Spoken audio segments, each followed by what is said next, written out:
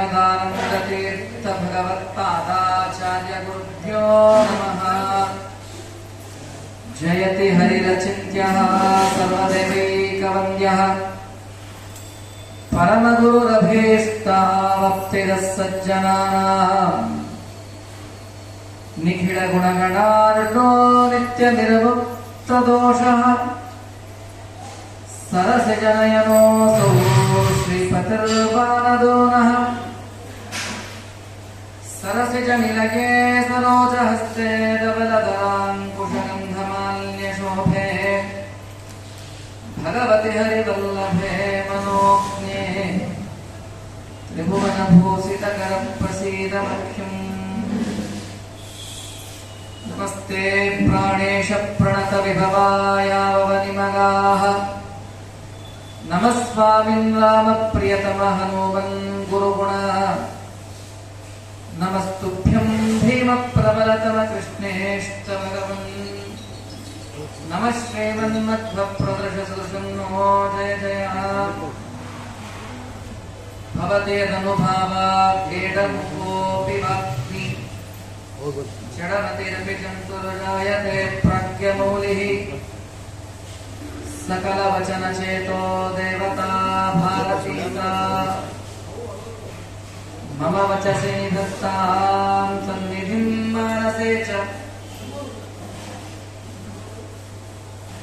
नमोऽस्तु तात्विका देवाः विष्णुभक्तिपरायणाः धर्ममार्गे प्रेरयन्तु भवन्तः सर्व एव हि। वक्रतुण्ड महाकाय सूर्यकोटिसमप्रभ निर्विघ्नं कुरु मे देव सर्वकार्येषु सर्वदा। नौमिन्याय सुधादिकृज्जयमुनीन् श्रीपादराक्षसन्वणीन् व्यासार्यान् विविरागमात्रिहरान् श्रीवादिराजानपि वन्दे हंसवरान् रघुत्तमगुरून् विधृत्य वरान्निधि श्रीसत्यव्रतराघवेन्द्रमुनिपान् सद्बोधसध्यानपान् सत्याभिज्ञकराब्जोत्थान् पञ्चाशद्वर्षपूजकान् सत्यप्रमोदतीर्थार्यान् नौमिन्यायसुधारतान् आपादमौलिपर्यन्तं गुरूणाम् आकृतिं स्मरेत् तेन विघ्नाः प्रणश्यन्ते सिद्ध्यन्ति च मनोरथाः। स्वस्त्यस्तु सताम् अखिलसन्मङ्गलानि भवन्तु।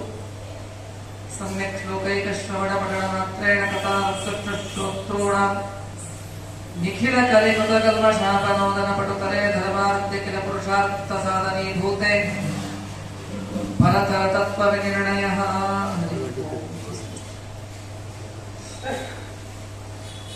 ಕಳೆದ 2 ದಿವಸಗಳಿಂದ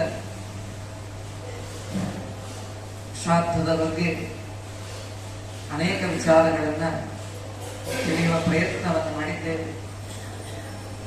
ಶ್ರಾದ್ದ ಏನು, ಏಕೆ, ಹೇಗೆ ಮಾಡುವ ಶ್ರಾದ್ದ ನಮ್ಮ ಪಿತೃಗಳಿಗೆ ಮುಟ್ಟುತ್ತದ, ಈ ಮಾಡುವ ಕರ್ಮ ಕೇವಲ ಸಾಂಕೇತಿಕವೋ, ಇದರ ಹಿನ್ನೆಲೆ ಏನಿದೆ ಅದರ ಬಗ್ಗೆ ತಿಳಿದಿದ್ದೇವೆ.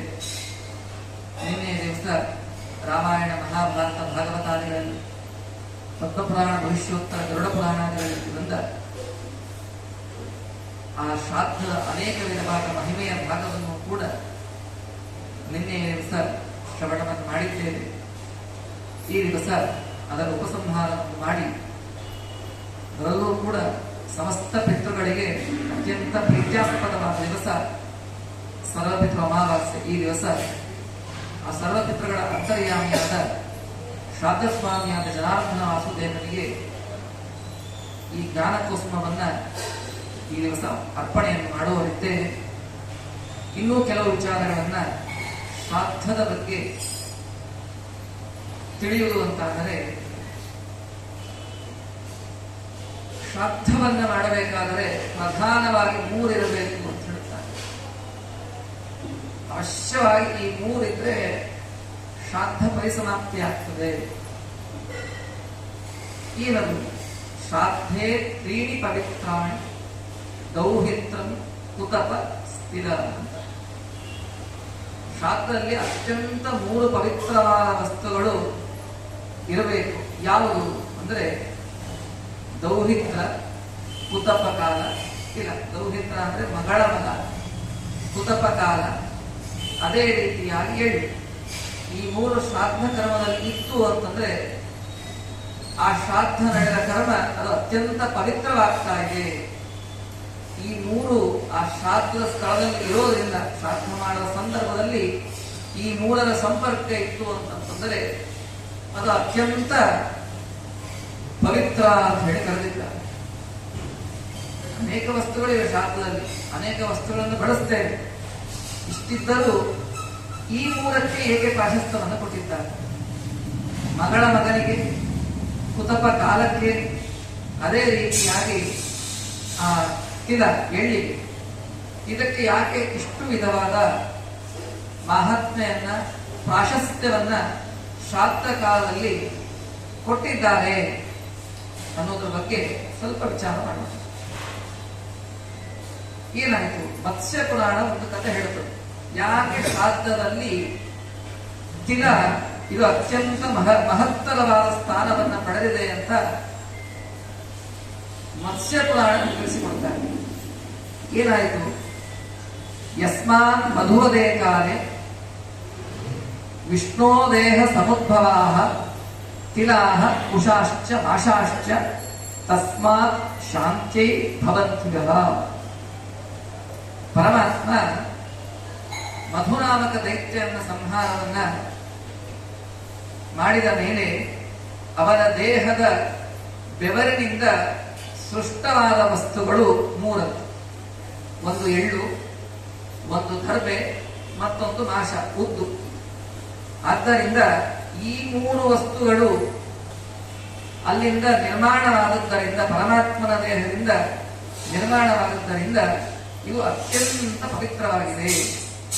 ಅದರಲ್ಲಿ ಎಳ್ಳು ಕೇವಲ ಶ್ರಾದ್ದದಲ್ಲಿ ಮಾತ್ರ ಅಲ್ಲ, ಹವ್ಯದಲ್ಲಿ ಕವ್ಯದಲ್ಲಿ, ಅಂದರೆ ಯಜ್ಞ ಯಾಗಾದಿಗಳಲ್ಲಿಯೂ ಕೂಡ, ಶುಭ ಸಂದರ್ಭದಲ್ಲಿಯೂ, ಇನ್ನು ಮಾಡ್ತಾ ಇರ್ತಕ್ಕಂತಹ ಶ್ರಾದ್ದಾದಿ ಸಂದರ್ಭಗಳಲ್ಲಿಯೂ ಕೂಡ ಆ ಎಳ್ಳನ್ನು ಬಳಸೋದು ಅದು ಅತ್ಯಂತ ಅವಶ್ಯಕವಾಗಿದೆ ಅಂತ ಹೇಳಿ ಅಲ್ಲಿ ಹೇಳ್ತಾರೆ. ಯಾಕೆ ಅಂದ್ರೆ ಎಳ್ಳು ಉಪಯೋಗವನ್ನ ಮಾಡಿಕೊಂಡು ಶ್ರಾದ್ದವನ್ನ ಮಾಡಿದರೆ ಪಿತೃಗಳಿಗೆ ತೃಪ್ತಿ ಆಗತ್ತೆ, ಅದಲ್ಲದೆ ಕುಟುಂಬದ ಅಭಿವೃದ್ಧಿ ಆಗತ್ತೆ, ಅವರ ಸಕಲ ಮನೋಕಾಮನೆಗಳು ಕೂಡ ಪೂರ್ಣ ಮಾಡ್ತಾರೆ ಪಿತೃಗಳು. ಹಾಗಾಗಿ ಎಳ್ಳನ್ನ ಶ್ರಾದ್ದದಲ್ಲಿ ಬಳಸೋದು ಇದು ಅತ್ಯಂತ ಅವಶ್ಯಕವಾಗಿರ್ತಕ್ಕಂತಹ ಅಂಗ. ಇನ್ನು ಮತ್ತೂ ಒಂದು, ಎಳ್ಳನ್ನ ಶ್ರಾದ್ದ ದೇಶದಲ್ಲಿ ಯಾಕೆ ಬಳಸಬೇಕು ಅಂದ್ರೆ, ಒಂದು ಒಳ್ಳೆ ಸತ್ಕರ್ಮವನ್ನ ಮಾಡಬೇಕಾದ್ರೆ ಅನೇಕ ವಿಘ್ನಗಳು, ಕೆಟ್ಟ ಕೆಲಸ ಮಾಡಬೇಕಾದ್ರೆ ಯಾವ ವಿಘ್ನ ಬರುವುದು? ಟಿವಿ ನೋಡ್ಬೇಕು, ಹೋದ್ ಕರೆಕ್ಟ್ ಬಂದ, ಮಾರ್ಕೆಟಿಗೆ ಹೋಗ್ಬೇಕು, ಸಿನಿಮಾ ನೋಡ್ಲಿಕ್ಕೆ ಹೋಗ್ಬೇಕು, ಆಟೋ ನಿಮ್ಮ ಮನೆ ಮುಂದೆ ಬಂದಿರ್ತಾನೆ, ನೀವು ಒಳ್ಳೆ ಪುರಾಣಕ್ಕೆ ಹೋಗ್ಬೇಕು, ಒಂದು ಆಟೋ ಸಿಗುದು, ಪುರಾಣ ಕೇಳಬೇಕು, ಏನೋ ಒಂದು ಮನೆಗೆ ಯಾರು ನೆಂಟರು ಬಂದಿರ್ತಾರೆ, ಮಾತಾಡ್ತಾರೆ. ಹಾಗಾದರೆ ಒಳ್ಳೆಯ ಕೆಲಸಕ್ಕೆ ಅನೇಕ ವಿಘ್ನಗಳು, ಕೆಟ್ಟ ಕೆಲಸಕ್ಕೆ ಯಾವ ವಿಘ್ನಗಳು ಇಲ್ಲ. ಹಾಗಾಗಿ ಈ ಶ್ರಾದ್ದವನ್ನ ಮಾಡುವ ಈ ಪಿತೃಗಳ ಯಜ್ಞದ ಕರ್ಮದಲ್ಲಿಯೂ ಕೂಡ ಅನೇಕ ಅಸುರರ ಬಾಧೆ ನಮಗೆ ಇಲ್ಲದೆ ಯಾರಿದ್ದಾರೆ? ರಾಕ್ಷಸರೇ ಇಲ್ಲ, ಅಸುರರೇ ಇಲ್ಲ ಅಂತ ಅನ್ಕೋಬಹುದು.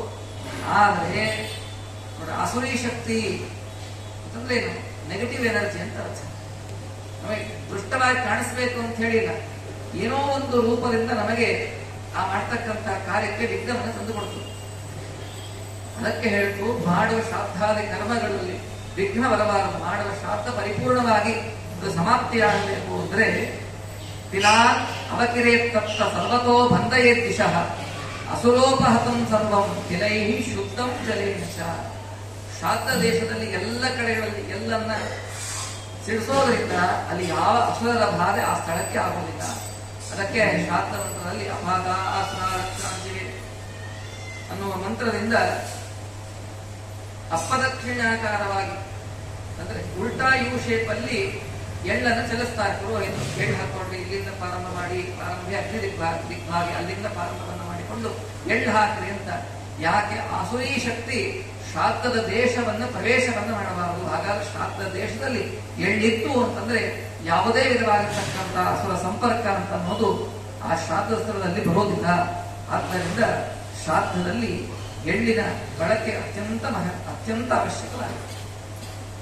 ನೋಡ್ರಿ, ಈ ಮಧುನಾಮಕ ದೈತ್ಯನ ದೇಹದ ಸಂಹಾರ ಮಾಡಬೇಕಾದ್ರೆ ದೇವರ ದೇಹದಿಂದ ಬೆವರು, ಮತ್ತು ಒಂದು ಕಡೆ ವರಾಹ ದೇವರ ದೇಹದಿಂದ ಬಂದದ್ದು ಹುಟ್ಟಿ, ಒಟ್ಟು ಪರಮಾತ್ಮನ ದೇಹದಿಂದ ಹುಟ್ಟಿ ಬಂದಂತೆ ಈ ಪದಾರ್ಥಗಳು. ಒಂದು ಎಳ್ಳು, ಒಂದು ದರ್ಭೆ, ಒಂದು ಮುದ್ದು. ಹಾಗಾಗಿ ನಮ್ಮ ಶಾಸ್ತ್ರದಲ್ಲಿ ಅವಶ್ಯವಾಗಿ ಬಳಸುವುದು. ಹಾಗೆ 3 ವಸ್ತುವಿನಲ್ಲಿ ಒಂದು ವಸ್ತು ತಿಲದ ಮಹಿಮೆಯನ್ನು ಹೇಳಿಯಾಯಿತು. ಇನ್ನು ಎರಡನೇದು, ಶ್ರಾದ್ದವನ್ನ ಮಾಡಬೇಕಾದರೆ ಕುತಪ ಕಾಲ ಅಂತೇನಿದೆ, ಇದು ಅತ್ಯಂತ ಅವಶ್ಯಕವಾಗಿದೆ. ಶ್ರಾದ್ದ ಯಾವಾಗ ಮಾಡಬೇಕು? ಬೆಳಿಗ್ಗೆ 8ಕ್ಕೆ ನಾವು ಅಷ್ಟೊಂದು ಉಪಾಸಕ್ಕಾಗಿ 8ಕ್ಕೆ ಮಾಡಿ 9ಕ್ಕೆ ನಮಸ್ಕಾರ ಮುಗಿಸ್ಬಿಡ್ತೀವಿ. ಹೀಗಿದೇನು? ಹೀಗೆ ಮಾಡಬಹುದು? ನಮಗೆ ಅನುಕೂಲವಾದ ಸಮಯದಲ್ಲಿ ಮಾಡಬಹುದು? ಪ್ರಶ್ನೆ ನೋಡಿ. ಕಾಲಶ್ರಾದ್ದ ಅಂದ್ರೆ ಪ್ರತಿ ಸಾಂವತ್ಸರಿಕ ಶ್ರಾದ್ದವನ್ನ ಮಾಡಬೇಕಾದ್ರೆ ತಂದೆ ತಾಯಿ ಮೃತರಾದ ಕೃತಿಯಿಂದ ಮಾಡಬೇಕಾದ ಶ್ರಾದ್ದದಲ್ಲಿ ಕುತಪ ಕಾಲವನ್ನು ನೋಡಲೇಬೇಕು. ಕುತಪ ಕಾಲದಲ್ಲೇ ಶ್ರಾದ್ದವನ್ನು ಮಾಡಬೇಕು.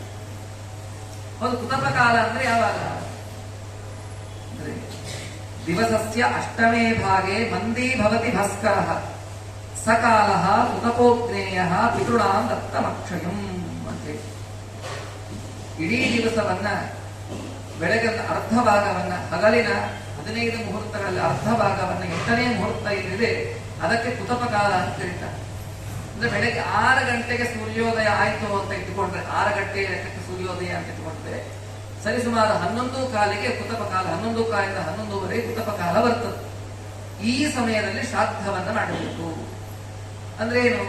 ಈ 11ವರೆಗೆ ಸ್ನಾನ ಮಾಡಿ ಆಮೇಲೆ ದೇವರ ಪೂಜೆ ಮಾಡಿ ಆಮೇಲೆ ನೈವೇದ್ಯ ವಿಷಯ ಮಾಡೋದಲ್ಲ. 11ವರೆಗೆ ಶ್ರಾದ್ದ ಪ್ರಾರಂಭ, ಕುತಪ ಕಾಲ ಬರ್ತದೆ ಅಂತಂದ್ರೆ 11ವರೆಯ ಪ್ರತಿಗೆ ದೇವರ ನೈವೇದ್ಯ ವಿಶ್ವದೇವ ಎಲ್ಲವನ್ನ ಮುಗಿಸಿಕೊಂಡು ಶ್ರಾದ್ದದ ಸಂಕಲ್ಪವನ್ನು ಮಾಡಿ ಅರ್ಘ್ಯದವರೆಗೂ ಕೂಡ ಬರ್ಬೋದು. ಅಂದ್ರೆ ಅಲ್ಲಿ ಶಾಸ್ತ್ರದಲ್ಲಿ ಬ್ರಾಹ್ಮಣ ಭೋಜನಕ್ಕೆ ಏನು ಕೊಡಿಸ್ತಾರೋ ಆ ಸಮಯಕ್ಕೆ ಈ ಸಮಯ ಕುತಪ ಕಾಲ ಬಂದರೆ ಸಾಕು. ಹಾಗಾದರೆ ವಿಶ್ವದೇವಾದಿ ಪೂರ್ವ ಕರ್ಮಗಳೆಲ್ಲವನ್ನೂ ಕೂಡ ಮುಗಿಸಿಕೊಂಡು ಅರ್ಘ್ಯದವರೆಗೂ ಕೂಡ ಮುಂಚಿನ ಕ್ರಿಯೆಯನ್ನು ಮಾಡಿಕೊಂಡ್ರೆ, ಯಾಕೆ ಅಂದ್ರೆ ಶ್ರಾದ್ದ ಯಾವಾಗ ಮುಗಿಬೇಕು? ಕುತಪ ಕಾಲಕ್ಕೆ ಎಲ್ಲಾ ಪ್ರಾರಂಭ ಮಾಡಬೇಕು ಅಂತಾದ್ರೆ ನೀವು ಆಮೇಲೆ ಸ್ನಾನ ಮಾಡಿ ಆಮೇಲೆ ದೇವರ ಪೂಜೆ ಮಾಡಿ ಆಮೇಲೆ ಶ್ರಾದ್ದ ಮಾಡಿ 4 ಗಂಟೆ 5 ಗಂಟೆಗೆ ಬ್ರಾಹ್ಮಣ ಊಟ ಕೊಡಿಸೋದಾಗತ್ತೆ ಅಲ್ಲ. ಮಧ್ಯಾಹ್ನ 3:30 ಗಂಟೆ ಒಳಗಡೆ ಬ್ರಾಹ್ಮಣರ ಭೋಜನಾದಿಗಳೆಲ್ಲವೂ ಮುಗಿದಿರಬೇಕು ಅಂತ ಹೇಳುತ್ತೆ ಶಾಸ್ತ್ರವೇ. ಹಾಗಾದ್ರೆ ಆ 3:30 ಒಳಗೆ ಎಲ್ಲ ಮುಗಿಬೇಕು ಅಂತಂತಂದ್ರೆ 11:30 ಒಳಗೆ ಅದರ ಪೂರ್ವಭಾವಿಯಾದ ಎಲ್ಲ ಕೃತಗಳು ಮುಗಿದು ಶ್ರಾದ್ದದ ಪ್ರಾರಂಭಕ್ಕೆ ನಾವು ಬಂದಿರಬೇಕು. ಹಾಗಾದಾಗ ಈ ಸಮಯವನ್ನ ನಾವು ಸಾಧನೆ ಮಾಡಕ್ಕಾಗತ್ತೆ. ಇದು ಯಾವಾಗ? ಸಾಂವತ್ಸರಿಕ ಶ್ರಾದ್ದಗಳಲ್ಲಿ. ಇನ್ನ ತೀರ್ಥಯಾತ್ರೆಯಲ್ಲಿ, ಅದೇ ರೀತಿಯಾಗಿ ಪಕ್ಷ ಮಾಸದಲ್ಲಿ ಕುತಪ ಕಾಲಕ್ಕೆ ಕಾಯಬೇಕು ಅಂತ ನಿಯಮ ಇಲ್ಲ. ಅನ್ಯ ದಿವಸಗಳಲ್ಲಿ ಪಿತೃಗಳು ಬರ್ತಾರೆ, ಪಕ್ಷ ಮಾಸದಲ್ಲಿ ಪಿತೃಗಳು ಇಲ್ಲೇ ಇರ್ತಾರೆ. ಹಾಗೆ ಕುತಪ ಕಾಲಕ್ಕೆ ಕಾಯಬೇಕು ಅಂತ ಹೇಳಿ ಏನು ನಿಯಮ ಇಲ್ಲ. ಕುತಪ ಕಾಲ ಬರುವಷ್ಟು 12 ವರ್ಷ ಮುಗಿಸುವಷ್ಟು ಅಂದ್ರೆ ಅದು ಉತ್ತಮ ಪಕ್ಷ ಅಂತ ಹೇಳಿದ್ದಾರೆ. ಇನ್ನು ದ್ವಾದಶಿ ದಿವಸ ಮತ್ತೆ ಕುತಪ ಕಾಲ ಮುಗಿದಿರೋದು ಅಂತಂದ್ರೆ ಅದಕ್ಕೆ ಹೇಳ್ತಾರೆ, ದ್ವಾದಶಿ ಶ್ರಾದ್ದ ವಿಷಯ ಕುತಪೋನಹ್ಯಪೇಕ್ಷತೆ. ದ್ವಾದಶಿ ಶ್ರಾದ್ದದಲ್ಲಿ ಅಕಸ್ಮಾತ್ ದ್ವಾದಶಿ ದಿವಸ ಕಾಲಶ್ರಾದ್ದ ಅಂತ ಒಂದು ಪ್ರಾಪ್ತವಾಗಿದ್ರೆ ಆ ದಿವಸ ಕುತಪ ಕಾಲಕ್ಕೆ ಕಾಯಬೇಕು ಅಂತ ನಿಯಮ ಇಲ್ಲ. ದ್ವಾದಶಿ ಯಾವಾಗ ಊಟಕ್ಕೆ ಮಾಡಬೇಕು? ಸೂರ್ಯೋದಯ ನಂತರ ಅಸ್ತೋದಕ ಮಾಡಿ ಊಟ ಕೊಡಬೇಕು. ಅಷ್ಟರೊಳಗೆ ಶ್ರಾದ್ದ ಮುಗಿಬೇಕು. ಅಂದ್ರೆ 5ಕ್ಕೆ ಶ್ರಾದ್ದ ಕೊಡಬೇಕು. 5ಕ್ಕೆ 5 ಕುತಪ ಕಾಲ ಬಂದಿರ್ತವೆ. ನಾವು ದ್ವಾದಶಿನೂ ಕುತಪ ಕಾಲಕ್ಕೆ ಬರ್ತೀವಿ ಅಂದ್ರೆ ಉಪವಾಸ ಮಾಡೋದು ಹೋಗ್ಬಿಡ್ತಾನೆ ಅಷ್ಟೇ. ಮಧ್ಯಾಹ್ನ 12 ಗಂಟೆ ಶ್ರಾದ್ದ ಯಾವಾಗ ಮಾಡಬೇಕು? ಹಾಗೆ ದ್ವಾದಶಿ ದಿವಸಗಳಲ್ಲಿ ಈ ನಿಯಮ ಇಲ್ಲ. ಹಾಗಾದ್ರೆ ಕುತಪ ಕಾಲವನ್ನು ಆ ಸಂದರ್ಭದಲ್ಲಿ ವಿಶೇಷವಾಗಿ ಕಾಲಶ್ರಾದ್ದಾದಿಗಳನ್ನು ಮಾಡಬೇಕು ಅಂತ ಹೇಳಿ ಅಲ್ಲಿ ಹೇಳಿದ್ದಾರೆ. ಹಾಗಾಗಿ ಈ ಕಾಲ ಪಿತೃಗಳಿಗೆ ಅತ್ಯಂತ ಇಷ್ಟವಾಗಿರ್ತಕ್ಕಂತಹ ಕಾಲ. ಅದಕ್ಕೆ ಸ್ವಧಾ ಭವನ ಕಾಲ ಅಂತ ಕರೀತಾರೆ. ಸ್ವಧಾ ಅಂತಂತೇಳಿ ಆಹುತಿ ಯಾರಿಗೆ ಹಾಕ್ತೇವೆ? ಪಿತೃದೇವತೆಗಳಿಗೆ ಹಾಕ್ತೇವೆ. ಹಾಗಾದ್ರೆ ಇದು ಅವರ ಕಾಲ. ಯಾರಿಗೆ ಯಾವ ಸಮಯದಲ್ಲಿ ಊಟ ಹಾಕಿದ್ರೆ ಅವರು ಇಷ್ಟಪಡ್ತಾರೋ ಆ ಸಮಯದಲ್ಲಿ ಅವರಿಗೆ ಭೋಜನಕ್ಕೆ ಹಾಕಬೇಕು. ಮಕ್ಕಳಿಗೆ ಬೆಳಿಗ್ಗೆ ಹಾಕಬೇಕು. ದೊಡ್ಡವರು ಸ್ವಲ್ಪ ಹಿಡಿತಾರೆ, ಅವ್ರು ಶಕ್ತರಿರ್ತಾರೆ, ಮಧ್ಯಾಹ್ನವರೆಗೂ ಉಪವಾಸ ಇರ್ತಾರೆ. ಹಾಗೆ ಪಿತೃದೇವತೆಗಳು ಭೋಜನ ಮಾಡುವ ಕಾಲ ಅಂದ್ರೆ ಕುತಪ ಕಾಲ. ಹಾಗಾಗಿ ಈ ಸಂದರ್ಭದಲ್ಲಿ ಶ್ರಾದ್ದ ಕರ್ಮವನ್ನು ಮಾಡಬೇಕು ಅಂತ ಹೇಳಿ ಹೇಳ್ತಾರೆ. 3ನೇದು, ಶ್ರಾದ್ದದಲ್ಲಿ ದೌಹಿತ್ರ, ಮಗಳ ಮಗ ಅತ್ಯಂತ ಪ್ರಶಸ್ತ. ಅವರು ಬೇರೆ ಊರಲ್ಲಿ ಇದ್ರೂ ಶ್ರಾದ್ದ ದಿವಸ ಅವನನ್ನ ಕರೆಸಿ ಬರೋ ಅವಕಾಶ ಇದ್ರೆ, ನೀವು ಕರೆದೇ ಇಲ್ಲ ಅಂದ್ರೆ ಅವ್ರು ಬರೋದಿಲ್ಲ, ನೀವು ಬರಲೇಬೇಕು ಅಂತ ಹೇಳಿ ಆಗ್ರಹವನ್ನ ಮಾಡಿ ತಂದೆ ತಾಯಿಗಳ ಶ್ರಾದ್ದದಲ್ಲಿ ಆ ಮಗಳ ಮಗನ ಕರ್ಸ್ಕೊಳ್ಬೇಕು. ದೌಹಿತ್ರ ಇತ್ತು ಅಂತಂತಂದ್ರೆ ಪಿತೃಗಳಿಗೆ ತುಂಬಾ ಸಂತೋಷ. ಎರಡು ಕಾರಣ ನೋಡಿ. ಪೂರ್ವದಲ್ಲಿ ಕನ್ಯೆಯನ್ನ ಮದುವೆ ಮಾಡಿಕೊಡ್ಬೇಕಾದ್ರೆ ಅಕಸ್ಮಾತ್ ಅಂದ್ರೆ ಕನ್ಯಾ ಪಿತೃಗಳಿಗೆ ಗಂಡು ಮಕ್ಕಳೇ ಇದ್ದಿಲ್ಲ ಅಂದ್ರೆ ತನ್ನ ಮಗಳನ್ನ ಮತ್ತೊಬ್ಬರಿಗೆ ಮದುವೆಯನ್ನ ಮಾಡಿಕೊಡ್ಬೇಕಾದ್ರೆ ಆ ತಂದೆ ಹೇಳ್ತಾ ಇದ್ದ ಆ ಯಜಮಾನಿಗೆ, ನೋಡಪ್ಪ ನನ್ನ ಮಗಳನ್ನ ಕೊಡ್ತೇನೆ, ಒಂದು ಕಂಡೀಷನ್, ನಿನ್ನಲ್ಲಿ ಹುಟ್ಟುವ ಮೊದಲನೇ ಮಗ ನನಗೆ. ಹಾಗಾಗಿ ಯಜ್ಞನಾಮಕ ಪರಮಾತ್ಮ ಅಲ್ಲಿ ಬಂದದ್ದು ಪಂಚಮಸ್ಕಂದಲ್ಲಿ ಕೇಳ್ತೇವೆ, ಪುತ್ರಿಕಾ ಪುತ್ರ ಧರ್ಮ ಅಂತ ಹೇಳಿ ಕರೀತಾರೆ. ಹಾಗೆ ಒಂದು ಹಳೆ ಕಾಲದಲ್ಲಿ ಪ್ರಾಯ ದೌಹಿತ್ರ ಅಂದ್ರೆ ಮಕ್ಕಳೆಲ್ಲರೂ ಕೂಡ ತಾತನ ಮನೆಯಲ್ಲೇ ಮಾತಾಮಹನ ಮನೆಯಲ್ಲೇ ಬೆಳೆದು ಬಿಡ್ತಾ ಇದ್ರು. ಮಾತಾಮಹನ ಮನೆಯಲ್ಲೇ ವಹಿವಾಟು ತುಂಬಾ ಇರ್ತಾ ಇತ್ತು. ಹಾಗಾಗಿ ಅವರಿಗೆ ಪ್ರೀತಿಯಾಸ್ಪದ ಮಕ್ಕಳ ಮೇಲೆ ಪ್ರೀತಿ, ತಮ್ಮ ವಂಶದ ಕೀರ್ತಿ ಬೆಳೆಸೋರು. ಅದು ಹೆಣ್ಣು ಮಕ್ಕಳ ಮೇಲೆಯೂ ಕೂಡ ಈ ರೀತಿಯಾಗಿರ್ತಕ್ಕಂತಹ ಪ್ರೀತಿ ಇರ್ತದೆ. ಆದ್ದರಿಂದ ಅವರಿಗೆ ಇಷ್ಟವಾದ ವ್ಯಕ್ತಿ ಆದ್ದರಿಂದ ದೌಹಿತ್ರವನ್ನು ಕರೆಸಬೇಕು. ಇದು ಒಂದು ಕಾರಣ. ನೋಡಿ ಎಷ್ಟು ಕೇಳಿ, ಬರೇ ಮಾತಾ ದೌಹಿತ್ರ ಶ್ರಾದ್ದಕ್ಕೆ ಇರೋದಲ್ಲ. ದೌಹಿತ್ರ ಇನ್ನೂ ಒಂದು ಕರ್ತವ್ಯ ಶಾಸ್ತ್ರ ಹೇಳುತ್ತೆ. ನಾಳೆ ಏನು ಅಶ್ವಯುಧ ಶುದ್ಧ ಪ್ರತಿಪದ, ಅಶ್ವಿನ ಮಾಸದ ಪ್ರತಿಪದ ತಿಥಿ. ನಾಳೆ ದಿವಸ ಮೊಮ್ಮಗ ಅಂದ್ರೆ ಮಗಳ ಮಗನಾದವನು ಯಾರು, ಎಂಥ ಮೊಮ್ಮಗ, ಅಜೀವತ್ ಪಿತೃಕ ಅಲ್ಲ, ಅವರಿಗೆ ಶ್ರಾದ್ದದಲ್ಲಿ ಬಂದೇ ಬಿಡ್ತಾನೆ ಮಾತಾಮಹ. ಯಾರು ಜೀವತ್ ಪಿತೃಕರು ಅಂದ್ರೆ ಮಗಳ ಮಗನಿಗೆ ತಂದೆ ತಾಯಿ ಇಬ್ಬರು ಬದುಕಿದ್ದಾರೆ. ತಂದೆ ತಾಯಿ ಬದುಕಿದ್ದಾಗಲೇ ಈ ಮಗಳ ಮಗ ಮಾತಾಮಹನಿಗೋಸ್ಕರ ಶ್ರಾದ್ದವನ್ನ ಮಾಡಬೇಕು. ತಂದೆ ತಾಯಿ ಬದುಕಿದ್ದಾಗಲೇ ಶ್ರಾದ್ದವನ್ನು ಮಾಡಬೇಕು. ಪೂರ್ಣ ಜನಿವಾರ ಎಡಕ್ಕಲ್ಲ, ಹೆಬ್ಬಟ್ಟಿಗೆ ಜನಿವಾರ ಹಾಕಿಕೊಂಡು ಈ ಮಗಳ ಮಗನಾದವನು ಮಾತಾಮಹನ ಶ್ರಾದ್ದ ಮಾಡಕ್ಕೆ ಬೇರೆ ಯಾವ ದಿವಸ ಮಾಡಿಕೊಳ್ಳಲ್ಲ. ವರ್ಷದ 365 ದಿವಸದಲ್ಲಿ 364 ದಿವಸ ಅವನಿಗೆ ಶ್ರಾದ್ದದಲ್ಲಿ ಪ್ರವೇಶವಿಲ್ಲ. ಯಾಕೆ ತಂದೆ ತಾಯಿಗಳು ಬದುಕಿದ್ದಾರೆ. ಒಂದೇ ದಿವಸ ಯಾವತ್ತು ಅಶ್ವಿನ ಮಾಸ ಶುಕ್ಲ ಪಕ್ಷ ಪ್ರತಿಪದೆ, ನವರಾತ್ರಿಯ ಮೊದಲನೇ ದಿವಸ ಮಗಳ ಮಗನಾದವನು ತನ್ನ ತಾಯಿಯ ತಂದೆ ಶ್ರಾದ್ದವನ್ನ, ಮಾತಾಮಹನ ಶ್ರಾದ್ದವನ್ನ, ಎರಡು ಪ್ರಯೋಗ ಇದೆ. ಕೆಲವು ಘಟಕ ಶ್ರಾದ್ದವನ್ನು ಮಾಡಬೇಕು ಅಂತ ಹೇಳಿ ಹೇಳ್ತಾರೆ. ಈ ತಂದೆ ಬದುಕಿದ್ದಾಗ ಹೇಗೆ ಮುಟ್ಟಬೇಕು ಅದೆಲ್ಲ ಏನೂ ಇಲ್ಲ. ಕೆಲವರು ತಂದೆ ಬದುಕಿದ್ದಾರೆ, ಎಳ್ಳು ಮುಟ್ಬಿಟ್ರೆ, ದರ್ಬೆ ಮುಟ್ಬಿಟ್ರೆ ಎಷ್ಟು ಬೈತಾ ಇರ್ತಾರೆ ಮನೆಯವರು. ಏನೂ ಇಲ್ಲ, ಹಾಗೆ ಮುಟ್ಟಿದ್ರೆ ಏನು ಆಗಬೇಕು ಅನ್ನೋ ಶಂಕೆಯನ್ನು, ಸಂಶಯ ಅಂತಂದ್ರೆ ಇಟ್ಕೊಳ್ಳೇಬೇಡ. ಇವೆಲ್ಲ ಪವಿತ್ರವಾಗಿರ್ತಕ್ಕಂತಹ ವಸ್ತುಗಳೇ. ಅದಕ್ಕೆ ಈ ಅವಕಾಶವನ್ನ ಆ ಮಗಳ ಮಗನಿಗೆ ಕೊಟ್ಟಿದ್ದಾರೆ. ಯಾಕೆ ಅಂದ್ರೆ ಬೇಕಾಗುತ್ತೆ. ಹಳೆ ಕಾಲದಲ್ಲಿ ಮೊಮ್ಮಕ್ಕಳು ತಾತನ ಹತ್ರ ಬೆಳೀತಾ ಇದ್ರು, ಅವರೇ ಸಂರಕ್ಷಣೆ ಚೆನ್ನಾಗಿ ಮಾಡಿದ್ದಾರೆ. ಪಕ್ಷ ಮಾಸದಲ್ಲಿ ಮಾತಾಮಹನಿಗೋಸ್ಕರ ವಿಶೇಷ ದಿವಸ ಇಲ್ಲ ನೋಡಿ. ಎಲ್ಲ ಪಿತೃಗಳಿಗೂ ಒಂದೊಂದು ದಿವಸ ಶ್ರಾದ್ದ ಮಾಡಬಹುದು. ಮುತ್ತೈದೆಯಾಗಿ ಹೋದವರಿಗೆ ಅಭಿಧಾನವಾಗಿ ಶ್ರಾದ್ದ ಇದೆ. ಯತಿಯಾದವರಿಗೆ ಹೋದವರೆಗೆ ಯತಿ ದ್ವಾದಶಿ ಶ್ರಾದ್ದ ಇದೆ. ಇನ್ನ ಅಪಘಾತದಿಂದ ಅಪಮೃತ್ಯು ಆದವರಿಗೆ ಗಾಸಿರದಶಿ ಇದೆ. ಈ ಮಾತಾಮಹನಿಗೆ ಅಂತ ಒಂದು ದಿವಸ ಇಲ್ಲ. ಮತ್ತೇನ್ ಮಾಡ್ಬೇಕು ಈ ಹುಡುಗ ಅಂದ್ರೆ ಅದಕ್ಕೋಸ್ಕರ ಶಾಸ್ತ್ರಕಾರರು, ಹಿಂದಿನ ಧರ್ಮಕಾರರು ಅವರು ಒಂದು ದಿವಸವನ್ನ ಮಾಡಿಟ್ಟಿದ್ದಾರೆ. ಯಾಕೆ ಇವನು ಮಾಡಿದಾಗ ಅವರಿಗೆ ತುಂಬಾ ಪ್ರೀತಿಯಾಗತ್ತೆ. ತಂದೆ ಬದುಕಿದ್ದಾಗ ಮಾಡೋದು. ನಮಗೆ ತಂದೆ ಇಲ್ಲ, ನಾವು ಮಾತಾಮಹನ ಪಕ್ಷದಲ್ಲಿ ಬಂದೇ ಬರ್ತಾನೆ, ನಾವು ಮಾಡೋದು ವಿಶೇಷ ಅಲ್ಲ. ಜೀವತ್ ಪಿತೃಕ ಕಾರ್ಯ ಅಂತ ಹೇಳಿ ಬರೆದಿರ್ತಾರೆ ಪಂಚಾಂಗದಲ್ಲಿ. ತಂದೆ ತಾಯಿಗಳು ಬದುಕಿರಬೇಕಾದ್ರೆ ಮಾತಾಮಹಿಗೂ ಇಲ್ಲ. ಇದು ಒಂದು ವಿಶೇಷವಾದ ಕೆಲಸ, ವಿಶೇಷವಾದ ಕಾರ್ಯ. ಆದ್ದರಿಂದ ಇಷ್ಟು ಪ್ರೀತಿ ದೌಹಿತ್ರನ ಮೇಲೆ. ಹೌದು, ದೌಹಿತ್ರನ ಮೇಲೆ ಇಷ್ಟು ಪ್ರೀತಿ ಯಾಕೆ? ಇದು ಬರ್ಲಿಕ್ಕೆ ಏನಾದ್ರೂ ಕಾರಣ ಇದೆಯಾ? ಏನೋ ಒಂದು ಸಂಪ್ರದಾಯ ಬಂದಿದೆಯಾ ಅಂದ್ರೆ ಅದಕ್ಕೆ ಪದ್ಮಪುರಾಣದಲ್ಲಿ ಮತ್ತೊಂದು ಯಯಾತಿ ಮಹಾರಾಜ, ನವಮಸ್ಕಂದಲ್ಲಿ ಕೇಳ್ತೀರಿ ಯಯಾತಿ ಮಹಾರಾಜ ಜೊತೆ. ಅವನಿಗೆ ಶುಕ್ರಾಚಾರ್ಯ ಶಾಪ ಕೊಟ್ಟಿದ್ದು, ಆ ಮುಪ್ಪನ್ನ ಮಕ್ಕಳು ಸ್ವೀಕಾರ, ಕೊನೆಯ ಒಬ್ಬ ಮಗ ಸ್ವೀಕಾರ ಮಾಡಿದ್ದು, ಇದೆಲ್ಲ ಇದೆ. ಅವನು ಎಲ್ಲ ಆದ ಮೇಲೆ ದೇಹತ್ಯಾಗ ಮಾಡಿ ಸ್ವರ್ಗಕ್ಕೆ ಹೋಗ್ತಾನೆ. ಯಾತಿ ಮಾಡಿದ ಪುಣ್ಯ 1000 ವರ್ಷದವರೆಗೆ ಸ್ವರ್ಗದಲ್ಲಿ ವಾಸ ಮಾಡುವುದಾಗಿ. 1000 ವರ್ಷ ಸ್ವರ್ಗದಲ್ಲಿ ಯಯಾತಿ ಮಹಾರಾಜರು ವಾಸ ಮಾಡಿದರು.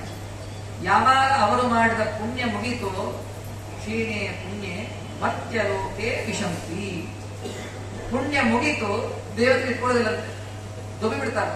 ಇಂದ್ರ ದೇವತೆ ಪುಣ್ಯ ಮುಗಿದಕ್ಕೆ ನೀನು ಸ್ವರ್ಗದಲ್ಲಿ ಇರಬೇಡ ಅಂತ ಹೇಳಿ ಅವ್ನು ದೊಬ್ಬಿ ಬಿಟ್ಟ. ಸ್ವರ್ಗದಿಂದ ಮೇಲಿಂದ ಬಿಡ್ತಾ ಇದ್ದ ಯಯಾತಿ ಮಹಾರಾಜ. ಆದರೆ ನೋಡಿ, ಒಮ್ಮೆ ಉತ್ತಮ ಗತಿಯನ್ನು ಹೊಂದಿದವರಿಗೆ ಭೂಲೋಕದಲ್ಲಿ ಹುಟ್ಟಿ ಬರೋದು ಅಂತ ಅನ್ನೋದು ಅದು ದುಃಖವೂ ಇಷ್ಟ. ಹಾಗಾಗಿ ಅವರಿಗೆ ಬರ್ಲಿಕ್ಕೆ ಇಷ್ಟ ಇಲ್ಲ. ಏನ್ ಮಾಡ್ಬೇಕು? ನಾನು ಪುನಃ ಸ್ವರ್ಗಕ್ಕೆ ಹೋಗ್ಬೇಕು, ನನ್ನನ್ನು ಯಾರಾದ್ರೂ ಕಳಿಸ್ತೀರಾ ಅಂತ ಹೇಳಿ ಯಯಾತಿ ಮಹಾರಾಜರು ಉದ್ಘೋಷವನ್ನ ಮಾಡ್ತಾರೆ.